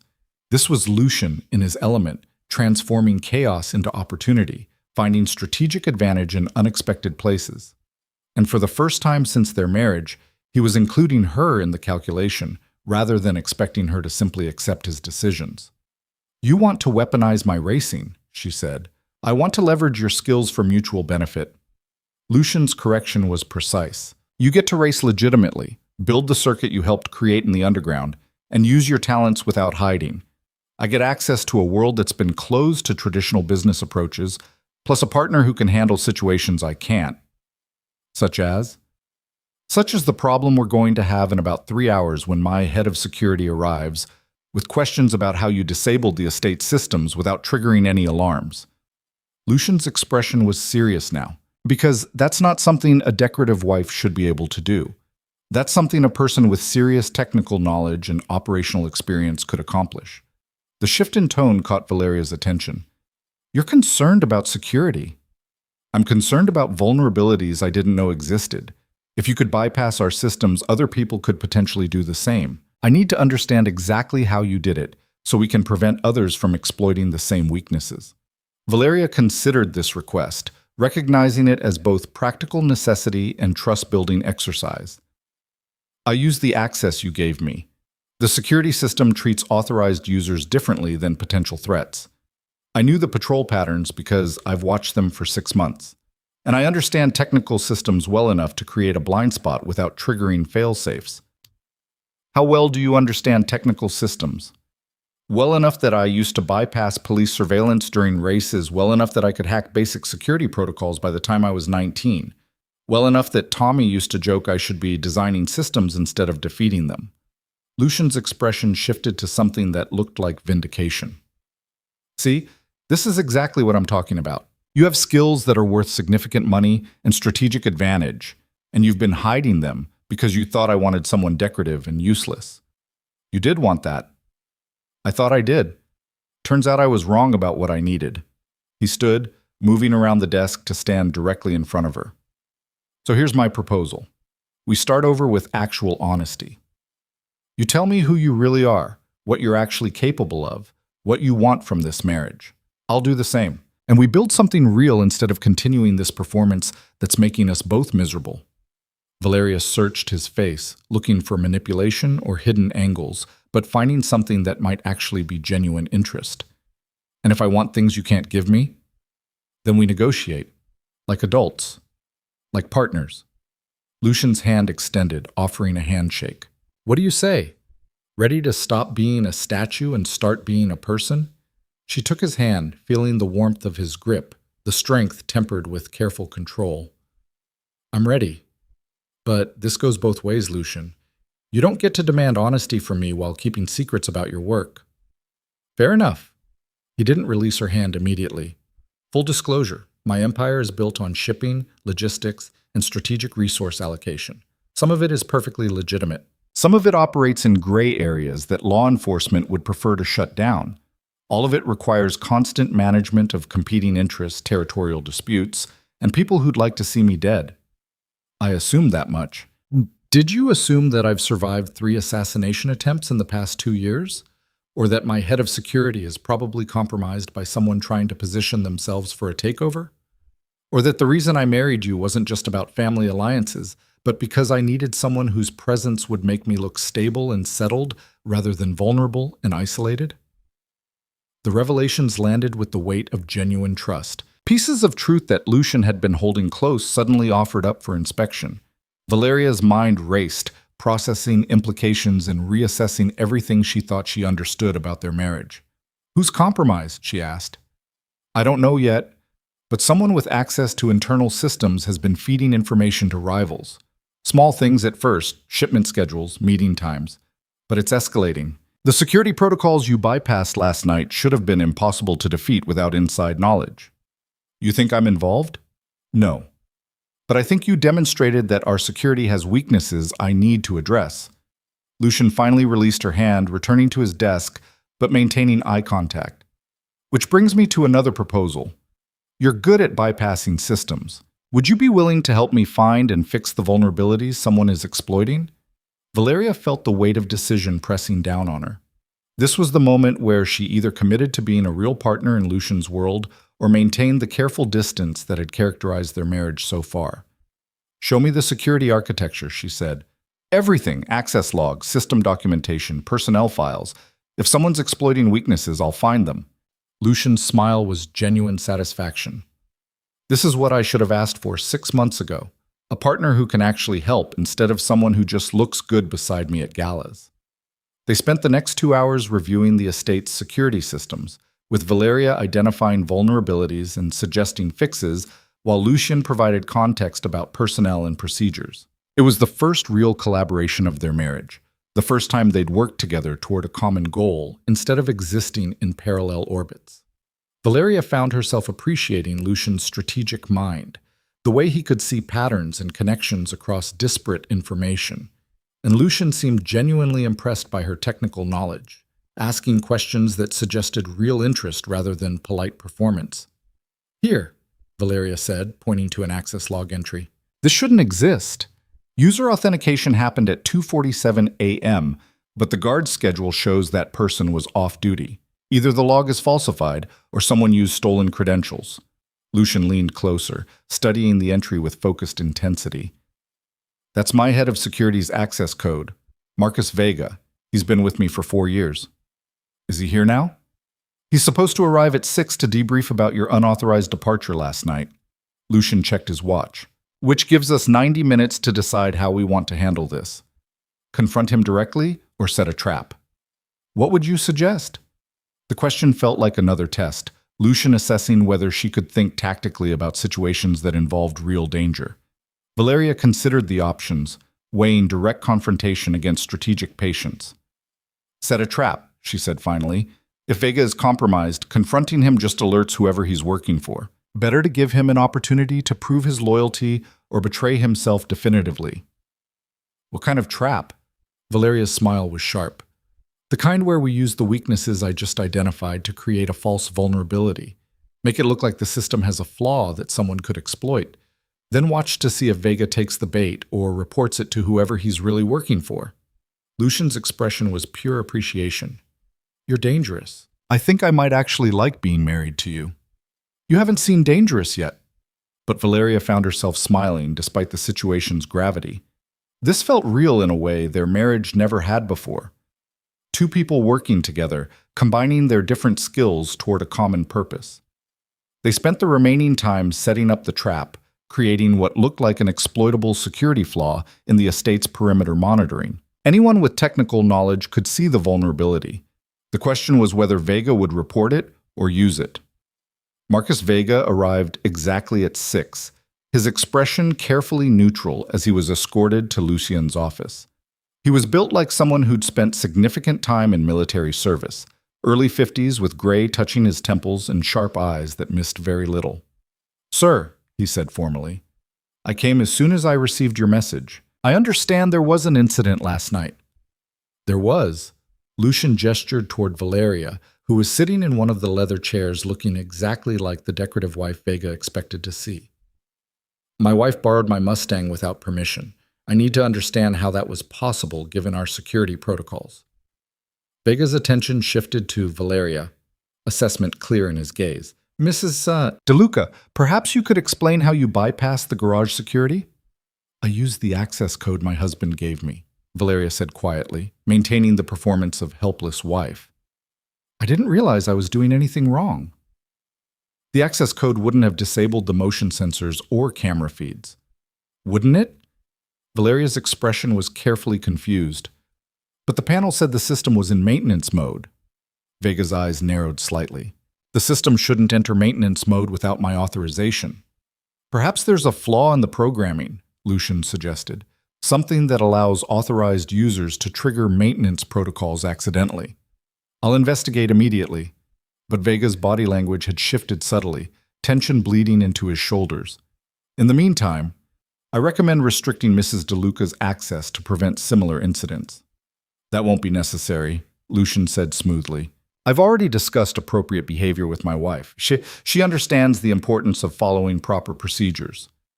The conversation continued for another 10 minutes, Vega asking careful questions while Lucian provided answers designed to seem helpful while revealing nothing useful. Throughout the exchange, Valeria maintained her performance of confused innocence, watching Vega's reactions with the same attention she brought to reading opponents during races. When Vega finally left, promising to review the security protocols and report back with recommendations, Lucian and Valeria sat in silence for a long moment. He's going to check that fake vulnerability, Valeria said quietly. Within the next 2 hours, Lucian agreed. And when he does, we'll know exactly who he's working for based on what he does with the information.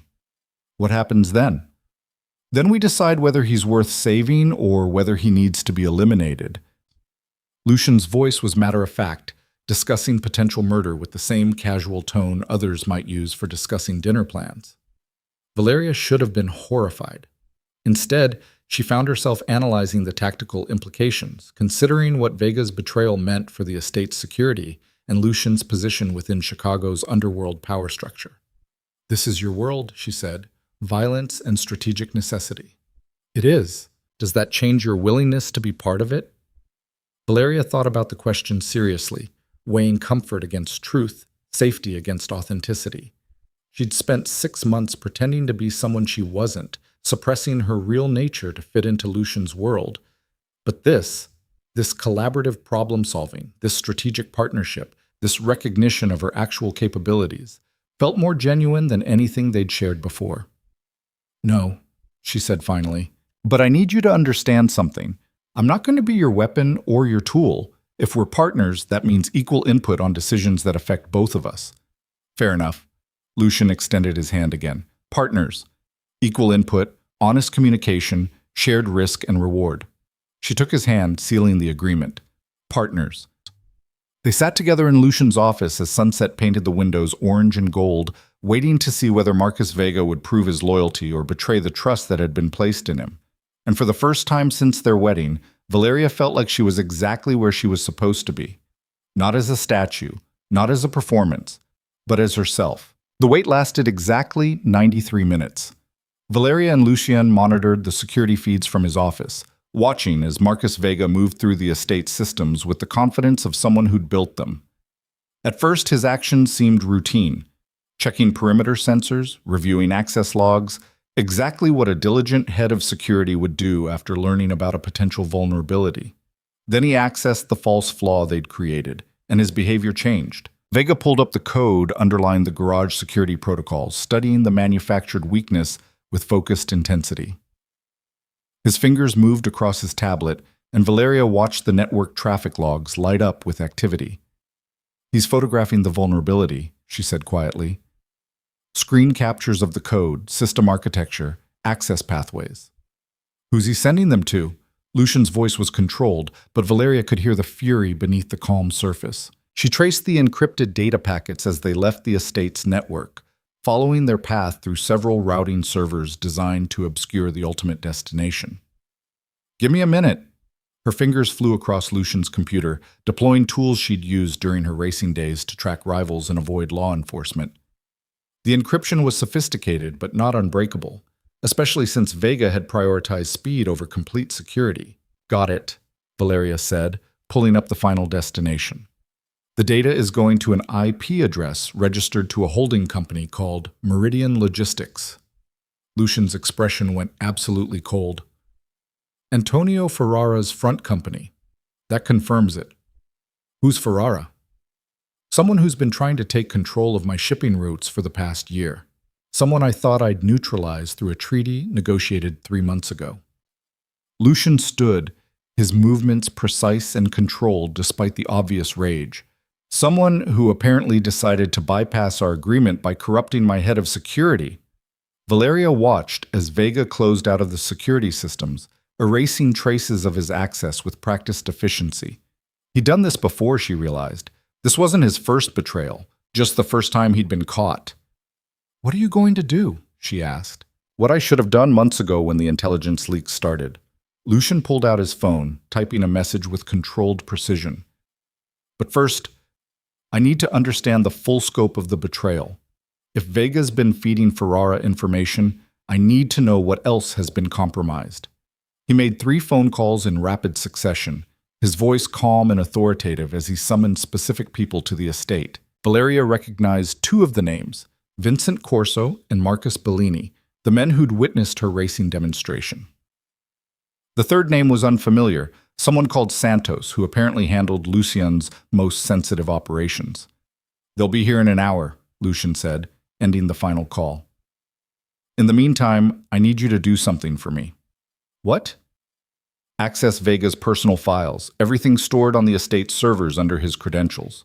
If he's been working for Ferrara, there will be evidence, communication logs, file transfers, anything that shows the pattern of betrayal."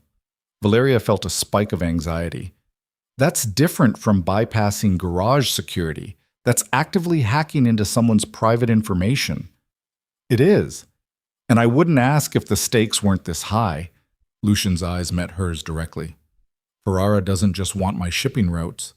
He wants me dead. If Vega has given him access to estate security, then every moment I'm here, I'm vulnerable. I need to know exactly what information has been compromised so I can defend against whatever Ferrara is planning." The brutal honesty of the situation settled over Valeria like cold water. This wasn't abstract strategy or theoretical danger. This was her husband explaining that someone wanted to kill him and had corrupted the very systems designed to keep him safe. "Show me Vega's access credentials," she said.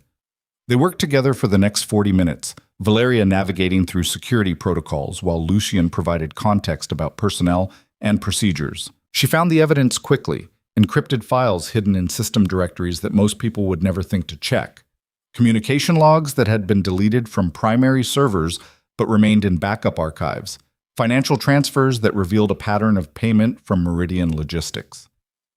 "He's been working for Ferrara for at least 8 months, Valeria said, pulling up a timeline of suspicious activity.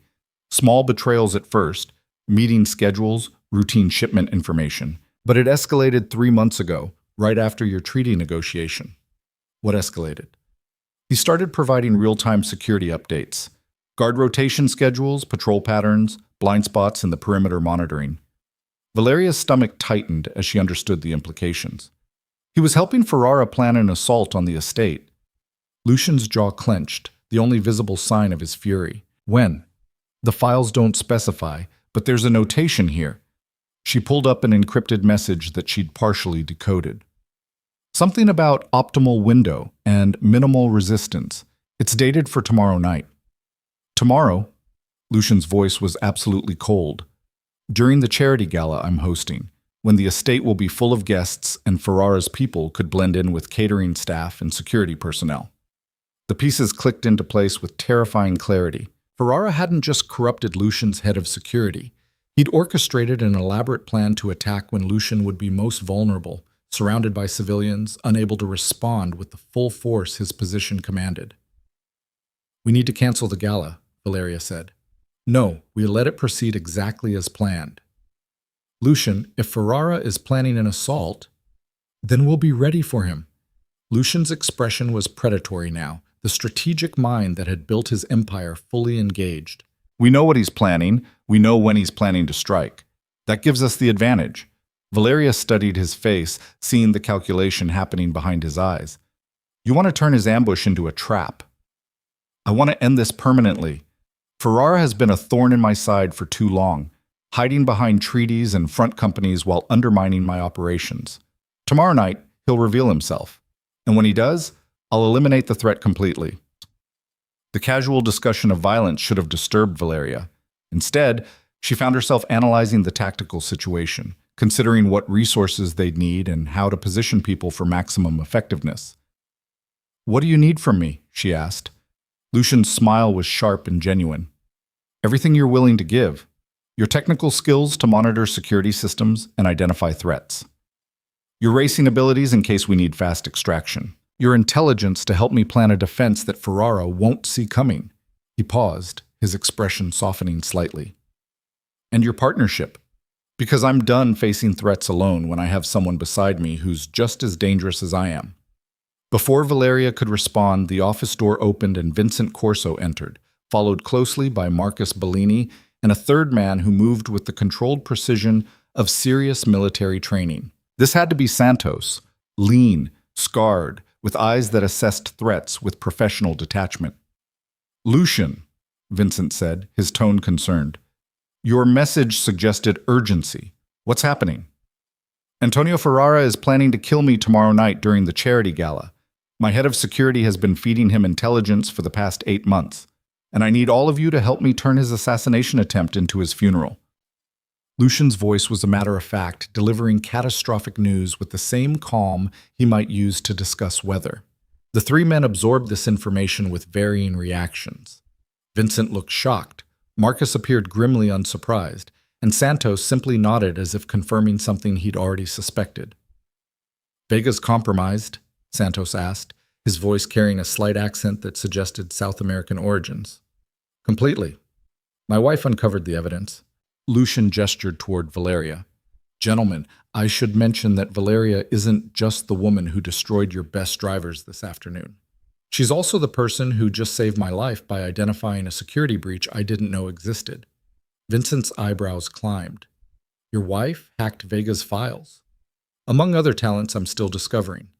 Lucian pulled up the evidence Valeria had compiled, displaying it on the large monitor mounted behind his desk. This is the scope of the betrayal.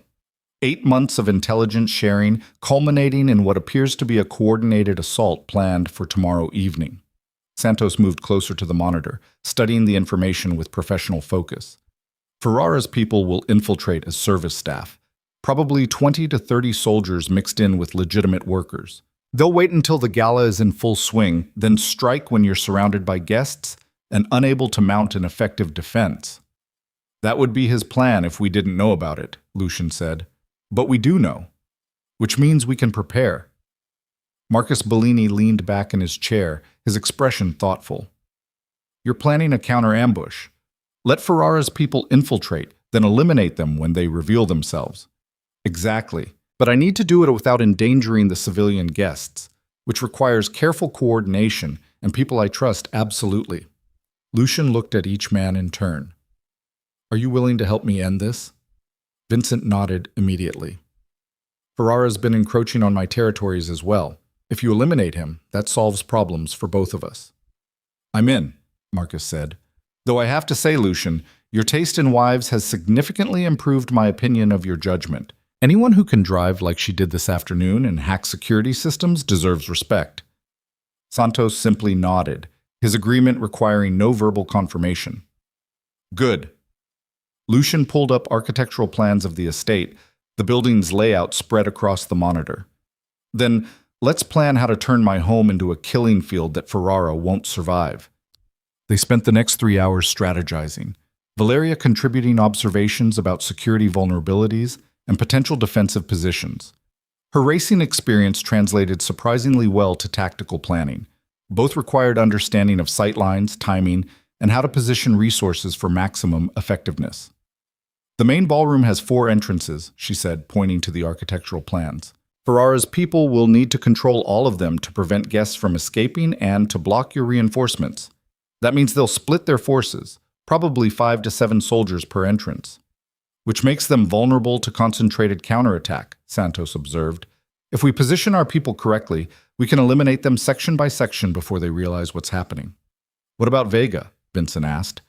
He'll be coordinating estate security during the gala. If he's working for Ferrara, he'll position your people where they'll be least effective. Let him, Lucian said. I'll assign Santos to manage actual security while Vega thinks he's in control. By the time he realizes the trap, it'll be too late. Valeria listened to them plan violence with the same strategic focus she brought to analyzing race circuits. There was something darkly beautiful about the precision, the way they anticipated moves and countermoves like chess players working through complex endgames. What about the guests? She asked. Innocent people who will be caught in the crossfire. We evacuate them before the shooting starts, Lucian said. Fire alarm, staged emergency, whatever gets them out safely. Ferrara's people will reveal themselves when they try to prevent the evacuation. That's when we strike. The plan solidified over the next hour, details refined, backup strategies developed, resources allocated. When Vincent, Marcus, and Santos finally left to begin their preparations, Valeria and Lucian were alone again in the office that had become their war room. You should rest, Lucian said, exhaustion finally showing in the tension around his eyes. Tomorrow will be intense. I'm not tired. Valeria was still buzzing with adrenaline, her mind racing through scenarios and contingencies. I'm thinking about what happens if something goes wrong. If Ferrara's assault succeeds, if the plan fails, if I die tomorrow night, and you become a widow, Lucian finished quietly. You're thinking about what that would mean for you. I'm thinking about what it would mean for us, for this partnership we just started building. Valeria met his eyes directly. I don't want to lose you just when I'm starting to understand who you actually are. Lucian's expression softened, genuine emotion breaking through his tactical composure. I don't plan on dying tomorrow, but if I do, everything I have becomes yours.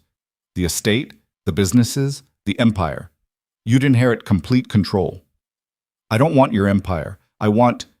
Valeria stopped, surprised by the intensity of her own feeling. I want the partnership you offered, the honest communication, the shared risk, the chance to be myself instead of a performance. Then help me survive tomorrow, and I promise you'll have exactly that. Lucian stood, crossing to where she sat, and offered his hand. Come on, if we're going to face an assassination attempt, we should at least get a few hours of sleep first. They walked upstairs together, and for the first time since their wedding, when they reached the master bedroom, there was no awkwardness or careful distance. Lucian pulled Valeria close, his kiss fierce and urgent, carrying all the emotion they'd been suppressing for 6 months.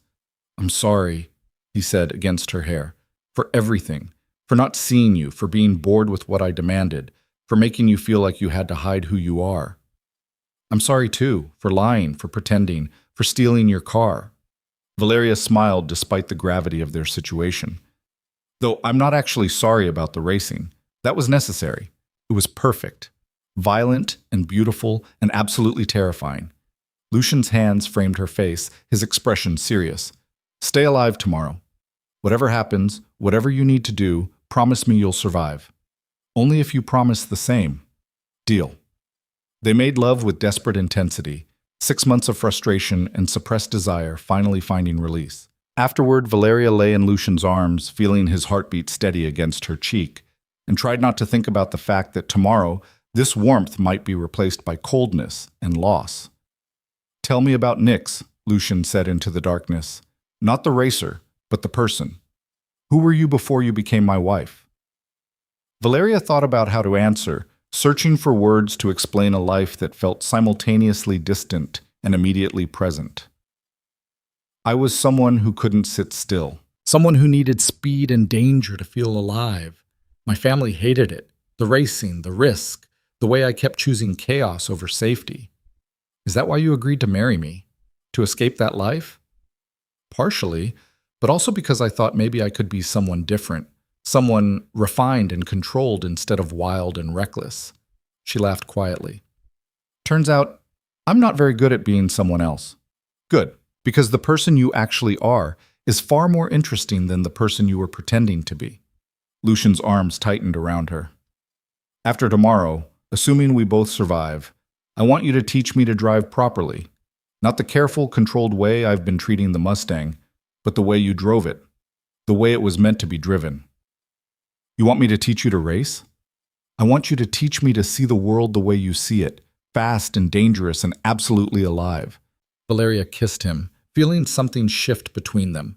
Not love exactly, not yet, but the foundation that love might build on given time and honesty and shared survival. They slept fitfully, waking periodically as anxiety spiked and subsided. When dawn finally came, painting the bedroom windows with pale light, Valeria felt simultaneously exhausted and electric with anticipation. The day passed in careful preparation. Lucian coordinated with Santos, positioning loyal security personnel in strategic locations while allowing Vega to think he was still in control. Vincent and Marcus arrived with additional soldiers, men whose loyalty had been tested and proven over years of service. Valeria spent hours reviewing security feeds and communication protocols, familiarizing herself with every camera angle and sensor position. She felt like she was preparing for a race, the same careful attention to detail, the same visualization of optimal paths, the same understanding that success required both planning and adaptability. Ready? Tommy Rodriguez appeared in the garage where Valeria was checking the Mustang for the 3rd time. I heard about tonight. Lucian asked me to position the car for fast extraction if needed. From whom? From everyone. Marcus Chen, Santos, even Vincent Corso. Tommy's expression was serious. They're all expecting violence. They want you to have an escape route. I'm not running. Didn't think you would, but having options is never a bad idea. Tommy handed her a small device that looked like a modified key fob. Remote engine start. If things go bad, you can have the Mustang running from anywhere in the estate, just in case. Valeria pocketed the device, appreciating the gesture even as she hoped she wouldn't need it. Thanks, Tommy. Stay alive, Nix. You just got interesting again. Would be ashamed to lose you now. The charity gala began at 7. Guests arriving in expensive vehicles, dressed in formal wear that cost more than most people's monthly rent. Valeria stood beside Lucian in the main ballroom, playing her role as gracious hostess, while her awareness tracked every service worker, every security guard, every person whose presence felt slightly wrong. She'd counted 15 potential threats so far.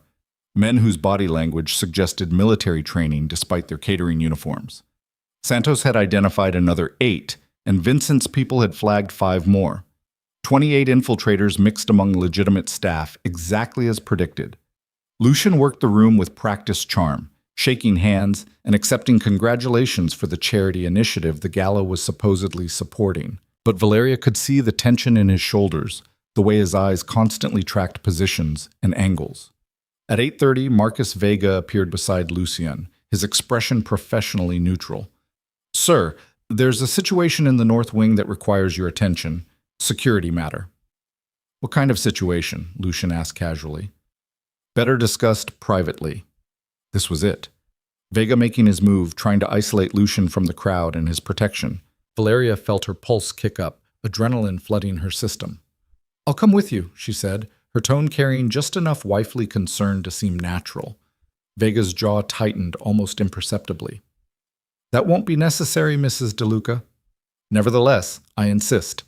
She linked her arm through Lucian's, maintaining her performance of decorative wife, while her free hand found the small blade she'd concealed in the folds of her gown. They followed Vega through the ballroom toward the North Wing, Valeria tracking their route and noting how it led them away from Santos and the other security personnel they trusted. Vega was isolating them, leading them into whatever trap Ferrara had prepared. "Marcus," Lucian said conversationally as they entered a quieter hallway, "how long have you been planning to betray me?" Vega stopped walking, his hand moving toward his concealed weapon. "Sir? Please don't insult my intelligence. I know about Ferrara, about the intelligence you've been feeding him, about tonight's planned assault." Lucian's voice was calm, almost gentle. "I'm giving you one opportunity to explain why I shouldn't kill you right now." Vega's expression shifted from professional neutrality to cold calculation.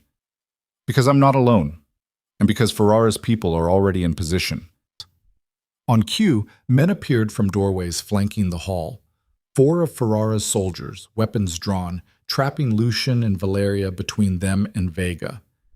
The choreography was perfect, the ambush precisely executed. Except Lucian was smiling. "You're right," he said. "You're not alone. But neither am I." Santos emerged from a side corridor, followed by 6 of Lucian's most trusted soldiers. They moved with lethal efficiency, weapons already drawn, positioning themselves to cut off Ferrara's men from any escape route. Vega's expression went absolutely cold. "You knew." "I knew everything, thanks to my wife, who's significantly better at security analysis than you ever were." Lucian's hand moved to his own concealed weapon, drawing it with practiced ease. "The question now is whether you cooperate and tell me exactly what Ferrara has planned, or whether Santos puts a bullet through your skull and I figure it out myself." "Ferrara's already won," Vega said, his voice tight with suppressed rage. "Even if you kill me, even if you stop this assault, he's destroyed your reputation. Everyone in Chicago knows your wife is Nix. They know you didn't know who you married. They're already questioning your judgment, your control, your ability to lead." Actually, they're doing the opposite." Lucian's smile widened. "See, after my wife demonstrated her skills yesterday, people started wondering what other assets I've been hiding, what other capabilities I have access to that my enemies don't know about." "You didn't destroy my reputation, Marcus. You enhanced it by proving I have resources and allies that are far more dangerous than anyone suspected." Valeria watched understanding dawn on Vega's face. The realization that his betrayal hadn't weakened Lucian, but had inadvertently strengthened him by revealing capabilities his enemies hadn't anticipated. "Last chance," Santos said quietly, his weapon aimed with absolute steadiness at Vega's head. "Cooperate or die." Vega's shoulders slumped, defeat settling over him like a physical weight. "The main assault comes at 9:30. Fire alarm as cover, then systematic execution of key targets. Ferrara himself is outside in an armored convoy, waiting to move in once you're dead." "Where's the convoy positioned?" Lucian demanded. "North Access Road, hidden in the service area." Vega's voice was mechanical now. The fight drained out of him. 20 vehicles, maybe 60 soldiers total. Lucian looked at Santos. "Take him to the basement. Secure him. We'll decide what to do with him later." As Santos's people moved to restrain Vega and eliminate the 4 soldiers who'd tried to ambush them, Lucian pulled out his phone and typed a rapid message. Vincent and Marcus are mobilizing their forces. If Ferrara wants a war, we'll give him one he won't survive. The guests, Valeria said. We need to evacuate them before this turns into a battlefield. Already arranged. Lucian checked his watch. In 3 minutes, the fire alarm will activate. My people will guide guests to the south exits while Ferrara's infiltrators reveal themselves trying to prevent the evacuation. That's when we strike. The next 3 minutes felt eternal, time stretching as Valeria and Lucian returned to the ballroom. She could see Ferrara's people positioned throughout the space, waiting for their signal, unaware that their plan had been compromised. Then the fire alarm screamed to life, and chaos erupted exactly as predicted. Lucian's security personnel moved with practiced efficiency, guiding panicked guests toward the designated south exits while maintaining calm authority. The civilian evacuation proceeded exactly as planned, well-dressed men and women hurrying through corridors with confusion but not terror, believing they were responding to a simple fire alarm rather than an orchestrated combat scenario. Ferrara's infiltrators revealed themselves within seconds, exactly as Lucian had predicted. Men in catering uniforms abandoned their pretense, reaching for concealed weapons, moving to block exit routes and isolate key targets. But they were moving into a trap they didn't know existed. Santos's team struck first, eliminating 3 infiltrators near the ballroom's main entrance with suppressed weapons that barely registered over the fire alarm's wail. The bodies dropped silently, dragged into side rooms before anyone except Ferrara's remaining people noticed. Valeria tracked the unfolding violence with the same focused awareness she brought to racing, her mind calculating positions and trajectories, identifying threats and opportunities. She'd positioned herself near Lucian, but not directly beside him, giving them both room to maneuver if the situation required separation. East corridor, she said quietly, her voice cutting through the alarm's noise. 4 more moving to flank us. Lucian's hand moved to his concealed weapon with practiced ease. Vincent's people should intercept them before they reach our position. The prediction proved accurate. Vincent Corso's soldiers appeared from a connecting hallway, engaging Ferrara's men with brutal efficiency. The suppressed gunfire sounded like hard coughs beneath the fire alarm, violence rendered almost subtle by careful weapon selection. The ballroom emptied rapidly, the last civilian guest shepherded out by Lucian's legitimate security personnel. Within 3 minutes, the massive space stood nearly empty except for the handful of Ferrara's infiltrators who hadn't yet realized their mission had been compromised. Now, Lucian said into his phone. The fire alarm cut off abruptly, the sudden silence almost shocking after the sustained noise. In that silence, Santos's voice echoed through the ballroom's sound system with cold authority. Ferrara's people, you have 10 seconds to surrender your weapons and lie face down on the floor. Anyone still standing after 10 seconds will be considered a hostile target and eliminated accordingly. Valeria watched the remaining infiltrators process this announcement, saw the moment they understood their ambush had become a killing field. 2 dropped their weapons immediately, self-preservation overriding loyalty. 3 others made the catastrophic decision to fight. The resulting violence was brief and absolute. Santos's team had superior positioning, better intel, and the tactical advantage of knowing exactly where every threat was located. The 3 who chose resistance died within seconds, their bodies hitting the marble floor with sounds that would haunt Valeria's memory. Clear, Santos reported through Lucian's phone. 28 infiltrators neutralized or captured. 0 friendly casualties. The estate is secure. What about Ferrara's convoy? Lucian asked. Marcus Bellini's people have them surrounded on the north access road. They're waiting for your orders. Lucian looked at Valeria, his expression seeking input rather than simply informing her of his decision. The gesture was small but significant, recognition that she was truly his partner in this moment rather than someone to be protected or excluded. Ferrara came here to kill you, Valeria said quietly. If you let him leave, he'll just try again. More carefully next time with better intelligence, learning from tonight's failure. So you're suggesting I kill him? I'm suggesting you end the threat permanently. Whatever that requires. Valeria met his eyes directly. You asked for my honest input. That's my assessment. Lucian nodded slowly, something like respect and grief mixing in his expression. I wanted to avoid this. Ferrara and I used to be allies before ambition made him reckless. Nostalgia doesn't stop bullets, Santos observed from nearby, his tone matter-of-fact. And sentiment doesn't protect territory. No, it doesn't. Lucian lifted his phone again, his voice steady despite the weight of what he was ordering. Marcus, tell Ferrara I'm willing to negotiate. Bring him into the estate under flag of truce. He gets safe passage in, we discuss terms, and he gets safe passage out if we reach agreement. Santos's eyebrows climbed. You're actually going to negotiate with him after he tried to kill you. No, I'm going to make him think I'm negotiating while we eliminate every advantage he has. Lucian's smile was cold and calculating. Bring him into our territory, separate him from his convoy, get him to reveal his full plan and his remaining allies. Then we decide whether he's worth saving or whether this ends permanently. The tactical elegance of the approach impressed Valeria, despite its ruthlessness. Lucian wasn't just responding to the immediate threat. He was using this moment to extract maximum intelligence about his enemies while maintaining the moral high ground of offering negotiation. Marcus Bellini's response came through the phone seconds later. Ferrara accepted. He's bringing 5 bodyguards. Says he wants to discuss peace terms. Should arrive in 15 minutes. Perfect. Santos, prepare the study. I want surveillance on every angle, weapons positioned where we can respond if he tries anything, and escape routes blocked without being obvious about it. The next 15 minutes passed in controlled preparation. The ballroom's bodies were removed, evidence of violence scrubbed away with efficiency that suggested Lucian's people had done this before. The study was arranged to look like a negotiation space while actually being a carefully designed trap. Cameras hidden in artwork and decorative fixtures, weapons concealed within reach but out of immediate sight.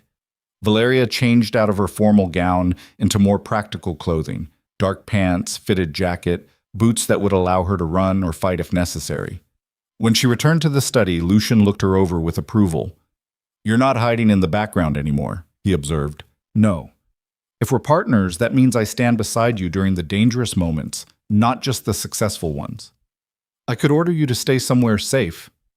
You could, but you won't, because you know I'm more useful here than locked away. Valeria moved to stand slightly behind and to the left of where Lucian would sit, a position that gave her clear sightlines while not appearing overtly threatening. Besides, Ferrara doesn't know what I'm capable of. That might be useful if this goes wrong. Lucian's smile was genuine warmth cutting through the tension. You know what I'm realizing? Having you as a partner is terrifying and exhilarating in equal measure. I never know whether you're going to save my life or give me a heart attack from stress. Probably both, simultaneously. Their brief moment of levity was interrupted by Santos's voice through the security system. Ferrara is at the main entrance. 5 bodyguards as promised, all armed but not overtly hostile. Bring them to the study, Lucian ordered. Remind them that this is neutral ground and violence would be inadvisable. Antonio Ferrara entered the study 3 minutes later, flanked by his bodyguards, his presence filling the room with dangerous charisma. He was older than Lucian, maybe 50, with silver threading through his dark hair and the kind of commanding presence that came from decades of surviving Chicago's underworld. His attention fixed on Lucian first, assessing and calculating, then shifted to Valeria with obvious surprise. Lucian, he said, his voice carrying a slight Italian accent, I appreciate you agreeing to meet, and this must be the famous Nix I've been hearing about. My wife, Valeria, Lucian corrected smoothly, who also happens to be Nix, yes. Quite the revelation. Your head of security provided useful intelligence, but he somehow failed to mention that your decorative wife was actually a legendary street racer. Ferrara's smile didn't reach his eyes. Makes me wonder what else Marcus Vega got wrong. Everything, as it turned out. But I'm sure you've already realized that, given how completely your assault failed. Lucian gestured toward the chairs arranged around his desk. Please, sit. Let's discuss why you thought killing me was a better strategy than honoring our treaty. Ferrara's bodyguards positioned themselves around the room with professional competence, their attention tracking potential threats. Valeria noted with satisfaction that Santos had positioned Lucian's people perfectly. For every one of Ferrara's guards, 2 of their own were positioned with superior angles and clearer fields of fire. The treaty was broken the moment you expanded into territories we'd agreed were neutral, Ferrara said, sitting with careful composure. My people reported shipments moving through districts that should have been off-limits. Those reports were fabricated, probably by the same person who fed you the intelligence that led to tonight's disaster. Lucian pulled up documentation on his computer, turning the screen so Ferrara could see. These are the actual shipping manifests. Every route, every territory, completely within our agreed boundaries. Ferrara studied the information, his expression tightening as he recognized the truth. Vega falsified the intelligence. Vega wanted us to destroy each other so he could pick up the pieces. He fed you lies about my territorial expansion while simultaneously feeding me false information about your movements. He manufactured a conflict that didn't need to exist. Lucian's voice carried an edge of genuine frustration. We've been played, Antonio. Both of us. The revelation settled over the room, reframing the past year's escalating tensions. Valeria watched Ferrara process the information, saw the moment he understood how thoroughly Vega had manipulated them both. Why should I believe you? Ferrara asked finally. Because I'm still alive, which means I knew about tonight's assault in advance. If I wanted you dead, your convoy would already be destroyed and we wouldn't be having this conversation. Lucian leaned forward, his posture suggesting earnest negotiation rather than confrontation. I brought you here because I need to know if you're salvageable, if we can rebuild the alliance we had before Vega corrupted it, or if tonight's betrayal means we're enemies permanently. Ferrara's jaw worked, pride warring with pragmatism. You're offering peace after I tried to kill you? I'm offering a chance to fix what Vega broke, but I need something from you first. What? Everything. Every piece of intelligence Vega gave you, every plan you made based on that intelligence, every ally you brought into this conflict. I need complete transparency about how deep this corruption goes so I can clean it out permanently. The demand was absolute, requiring Ferrara to expose himself completely, to trust that Lucian wouldn't use the information against him. It was a test of whether genuine partnership was possible or whether their relationship had been damaged beyond repair. Ferrara looked at his bodyguards, then back at Lucian, then finally at Valeria. Your wife, Nyx. Vega told me she was a weakness, someone I could use against you. That was a lie too, wasn't it? Completely, Lucian said. She's the strongest asset I have, the person who uncovered Vega's betrayal and saved my life tonight. Then I owe her my gratitude for preventing me from making a catastrophic mistake. Ferrara's attention fixed on Valeria directly. Thank you for being smarter than the men trying to kill each other in your name. Valeria inclined her head slightly, accepting the acknowledgement while maintaining her strategic positioning. Thank you for being wise enough to negotiate instead of fighting when the situation changed. The exchange seemed to satisfy something in Ferrara's assessment. He turned back to Lucian, his shoulders settling as decision crystallized. All right, you want transparency? I'll give you transparency. But I need the same from you. No more secrets, no more suspicions. If we're rebuilding this alliance, it has to be on genuine trust. Agreed. Lucian extended his hand across the desk. Partners again. Like we should have been all along. Ferrara shook it, the gesture carrying weight beyond simple protocol. Partners. They spent the next 2 hours going through everything. Vega's intelligence, Ferrara's plans, the network of people who'd been drawn into the manufactured conflict. Valeria listened and learned, understanding the scope of Chicago's underworld power structure, seeing how territories and influence were negotiated and maintained. What emerged was a picture of systematic manipulation, Vega orchestrating conflicts between multiple factions while positioning himself to benefit from the resulting chaos. He'd been building his own empire using other people's resources, creating a situation where everyone lost except him. He's more dangerous than I realized, Ferrara said after reviewing the full scope. If you hadn't caught him tonight, he would have succeeded in destroying both our organizations. Which is why he can't be allowed to survive, Lucian said quietly, or to communicate with anyone who might continue his work. Ferrara nodded, understanding the implication. Santos should handle it. Clean, professional, no traces. Already arranged. Lucian checked his phone, reading a message that had just arrived. Vincent Corso found 3 more of Vega's co-conspirators in the security organization. They're being questioned now. How many people did he corrupt? We're still determining that, but it's clear he had a network, not just isolated betrayal. Lucian looked at Valeria. This is going to take weeks to clean out completely. Maybe months. Then we have months of work ahead of us, Valeria said simply. Partners handle problems together. Ferrara stood, his bodyguards immediately moving to flank him. Lucian, I came here planning to kill you. Instead, you've given me back an alliance I thought was lost. That's either brilliant strategy or dangerous optimism. It's pragmatism. Dead allies can't help me defend against future threats. Living allies who understand we were both manipulated can become stronger partnerships than before. Lucian stood as well, offering his hand again. Go home, Antonio. Secure your territories, clean out anyone who might be compromised, and let's rebuild what Vega tried to destroy. One question before I leave, Ferrara said, accepting the handshake.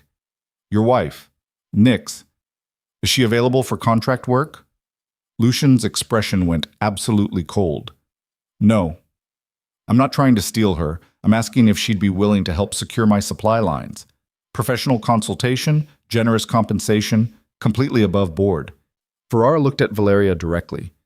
Your racing skills translate to logistics and security. I could use someone with your capabilities. Valeria glanced at Lucian, seeing possessive fury warring with tactical calculation in his expression. I appreciate the offer, but I'm already committed to working with my husband. Perhaps we could discuss consultancy arrangements that involve both of us? The diplomatic answer seemed to satisfy Ferrara, while not committing to anything specific. He smiled, genuine warmth breaking through his calculating exterior. Smart and tactical. Lucian, you married far better than you knew. I'm becoming increasingly aware of that fact. After Ferrara and his people departed, the estate settled into post-violence quiet, the kind of silence that followed adrenaline and combat. Valeria found herself in the garage, standing beside the Mustang, processing everything that had happened over the past 48 hours. She'd gone from hollow statue to Lucian's most valuable partner in less than 2 days, had faced death, orchestrated counter-ambushes, and helped negotiate peace between warring crime families. The transformation was so complete that she barely recognized herself. You're thinking too hard, Lucian said, appearing beside her with 2 glasses of whiskey.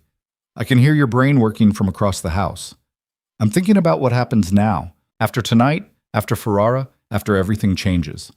Valeria accepted the glass, appreciating the burn of expensive liquor. We can't go back to what we were before. No, we can't, but we can build something better. Lucian leaned against the Mustang, his body language more relaxed than she'd seen in months. I talked to Marcus Chen while you were up here. He's still interested in formalizing the underground racing circuit. Thinks having you as the face of the operation would attract serious sponsorship. What did you tell him? That I'd discuss it with my business partner and get back to him. Lucian's smile was soft. Because that's what you are now. Not my wife, who I make decisions for, but my partner, who I make decisions with. Valeria felt warmth spread through her chest, something that might eventually become love if given time and nurturing. I want to race again. Not just occasionally, but seriously. Building circuits, mentoring other drivers, pushing the boundaries of what's possible. Then do it, with my full support and resources. Lucian set down his glass, pulling Valeria close. But I have one condition. What? Teach me. Not just how to drive fast, but how to see the world the way you see it. I want to understand what makes you come alive. Valeria kissed him, tasting whiskey and promise and the beginning of something real. Deal. But you have to teach me your world too. The empire, the strategies, all of it. If I'm going to be your partner, I need to understand everything. Fair exchange. Lucian's hands framed her face, his expression more open than she'd ever seen. I love you. I should have said it before tonight.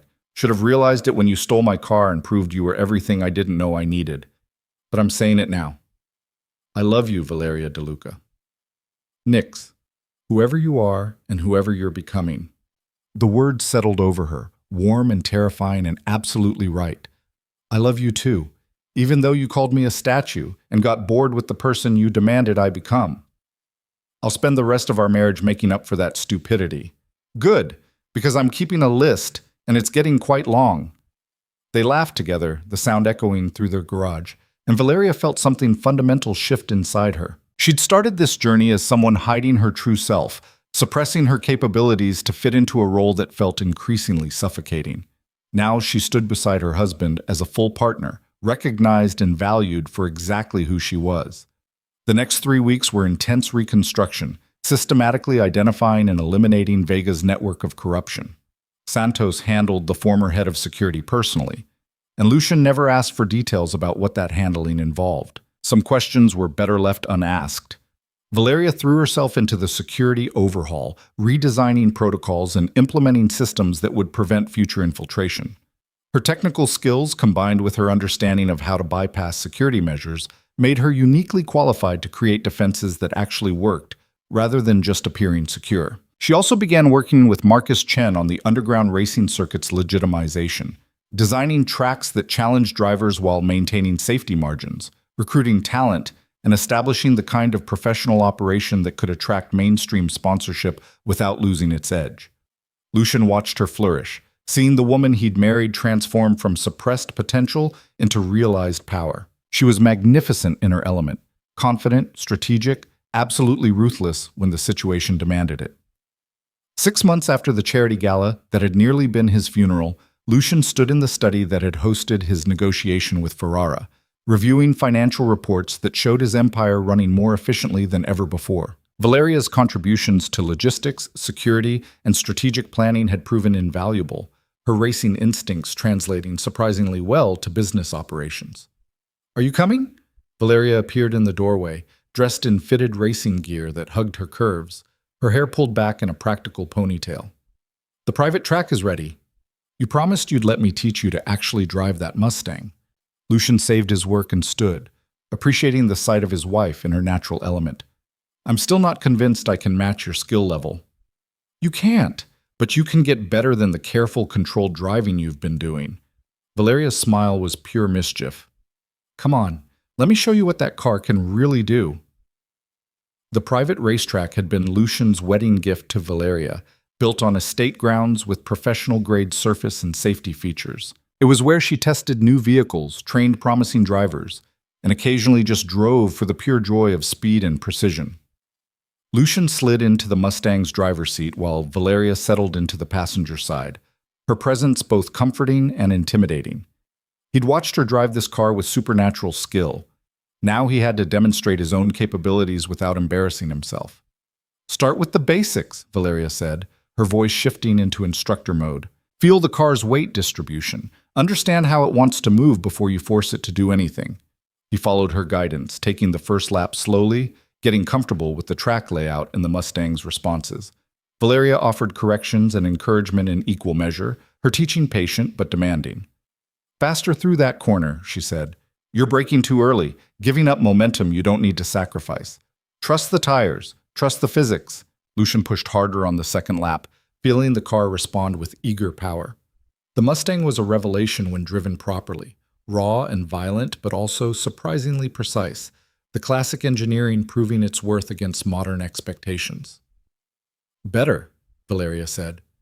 "Now try carrying your speed deeper into the turn before transitioning to power. Use the drift to pivot the car instead of scrubbing speed through the apex." The technique she described was counterintuitive, requiring him to maintain speed when every instinct screamed to slow down. But Lucian trusted her expertise, committed to the approach, and felt the Mustang slide through the corner with controlled fury. "Yes!" Valeria's excitement was infectious. "Exactly like that. You're starting to understand what this car can do." They spent 2 hours on the track, Lucian's skill improving incrementally with each lap, while Valeria provided guidance that was simultaneously demanding and encouraging. By the time they finished, he was exhausted and exhilarated, understanding why Valeria loved racing with such consuming passion. "You're getting better," she said as they stood beside the Mustang, both of them flushed and breathless. "Another few months of practice and you might actually be competent." High praise from Nix herself. "Don't let it go to your head. Competent is still miles away from good, and good is nowhere near excellent." But her smile suggested pride beneath the teasing criticism. Lucian pulled her close, kissing her with the kind of passion that 6 months of genuine partnership had built between them. "Thank you for teaching me this, for being patient with my learning curve, for showing me the world through your eyes. Thank you for finally seeing me instead of the statue I was pretending to be." They stood together beside the car that had catalyzed their transformation, watching the sun set over the private track, and Valeria felt the kind of peace that came from being exactly where she was supposed to be. 3 years later, Lucian DeLuca's empire ran with unprecedented efficiency, his territories secure, his alliances strong, and his reputation enhanced by his partnership with the legendary Knicks. The underground racing circuit had evolved into a legitimate motorsports operation that attracted international sponsorship while maintaining its dangerous edge.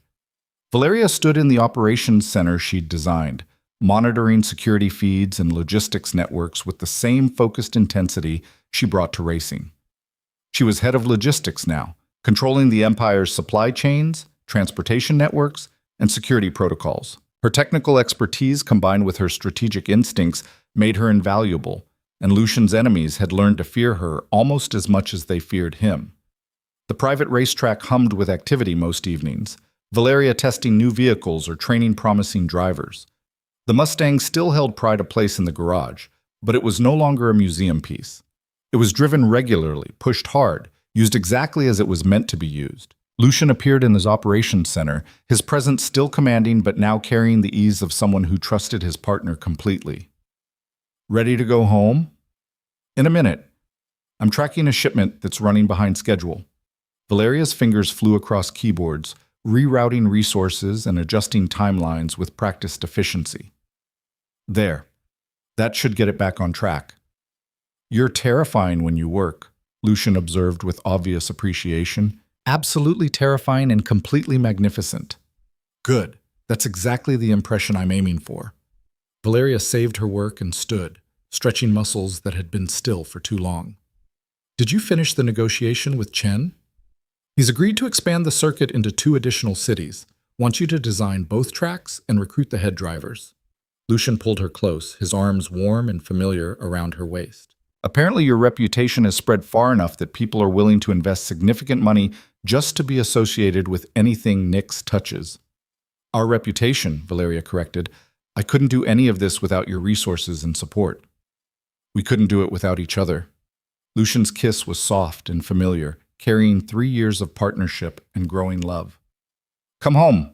The Mustang is waiting, and I want to see if I can finally beat your lap time. You'll never beat my lap time. Probably not, but watching you drive is almost as satisfying as driving myself. They walked to the garage together, equal partners in an empire built on strategy, violence, and mutual respect. The Mustang waited for them, candy apple red paint gleaming under soft lights, every curve and angle perfect. Valeria slid into the driver's seat while Lucian took the passenger side. Their positions reversed from 3 years ago when she'd stolen this car and reclaimed her life. The engine roared to life with familiar thunder, and she guided the vehicle toward the private track with easy confidence. I love you, Lucian said as they accelerated into the first turn, the Mustang drifting through the corner with controlled precision. Even though you're impossible and dangerous and completely unwilling to let me win at anything. I love you too, Valeria said, her smile fierce and genuine. Even though you called me a statue and took 6 months to realize what you'd married. I'll never make that mistake again. You better not, because I'm not going anywhere and I'm definitely not going back to being invisible. The Mustang screamed around the track, driven by the woman who'd once been called Hollow, guided by hands that understood power and precision in equal measure. And Lucian DeLuca, who'd thought he wanted a decorative wife, watched his partner race and understood that he'd gotten something infinitely more valuable. A queen who could save his empire. A driver who made physics look like suggestions. A woman who refused to be anything less than exactly who she was. And he had never been bored again.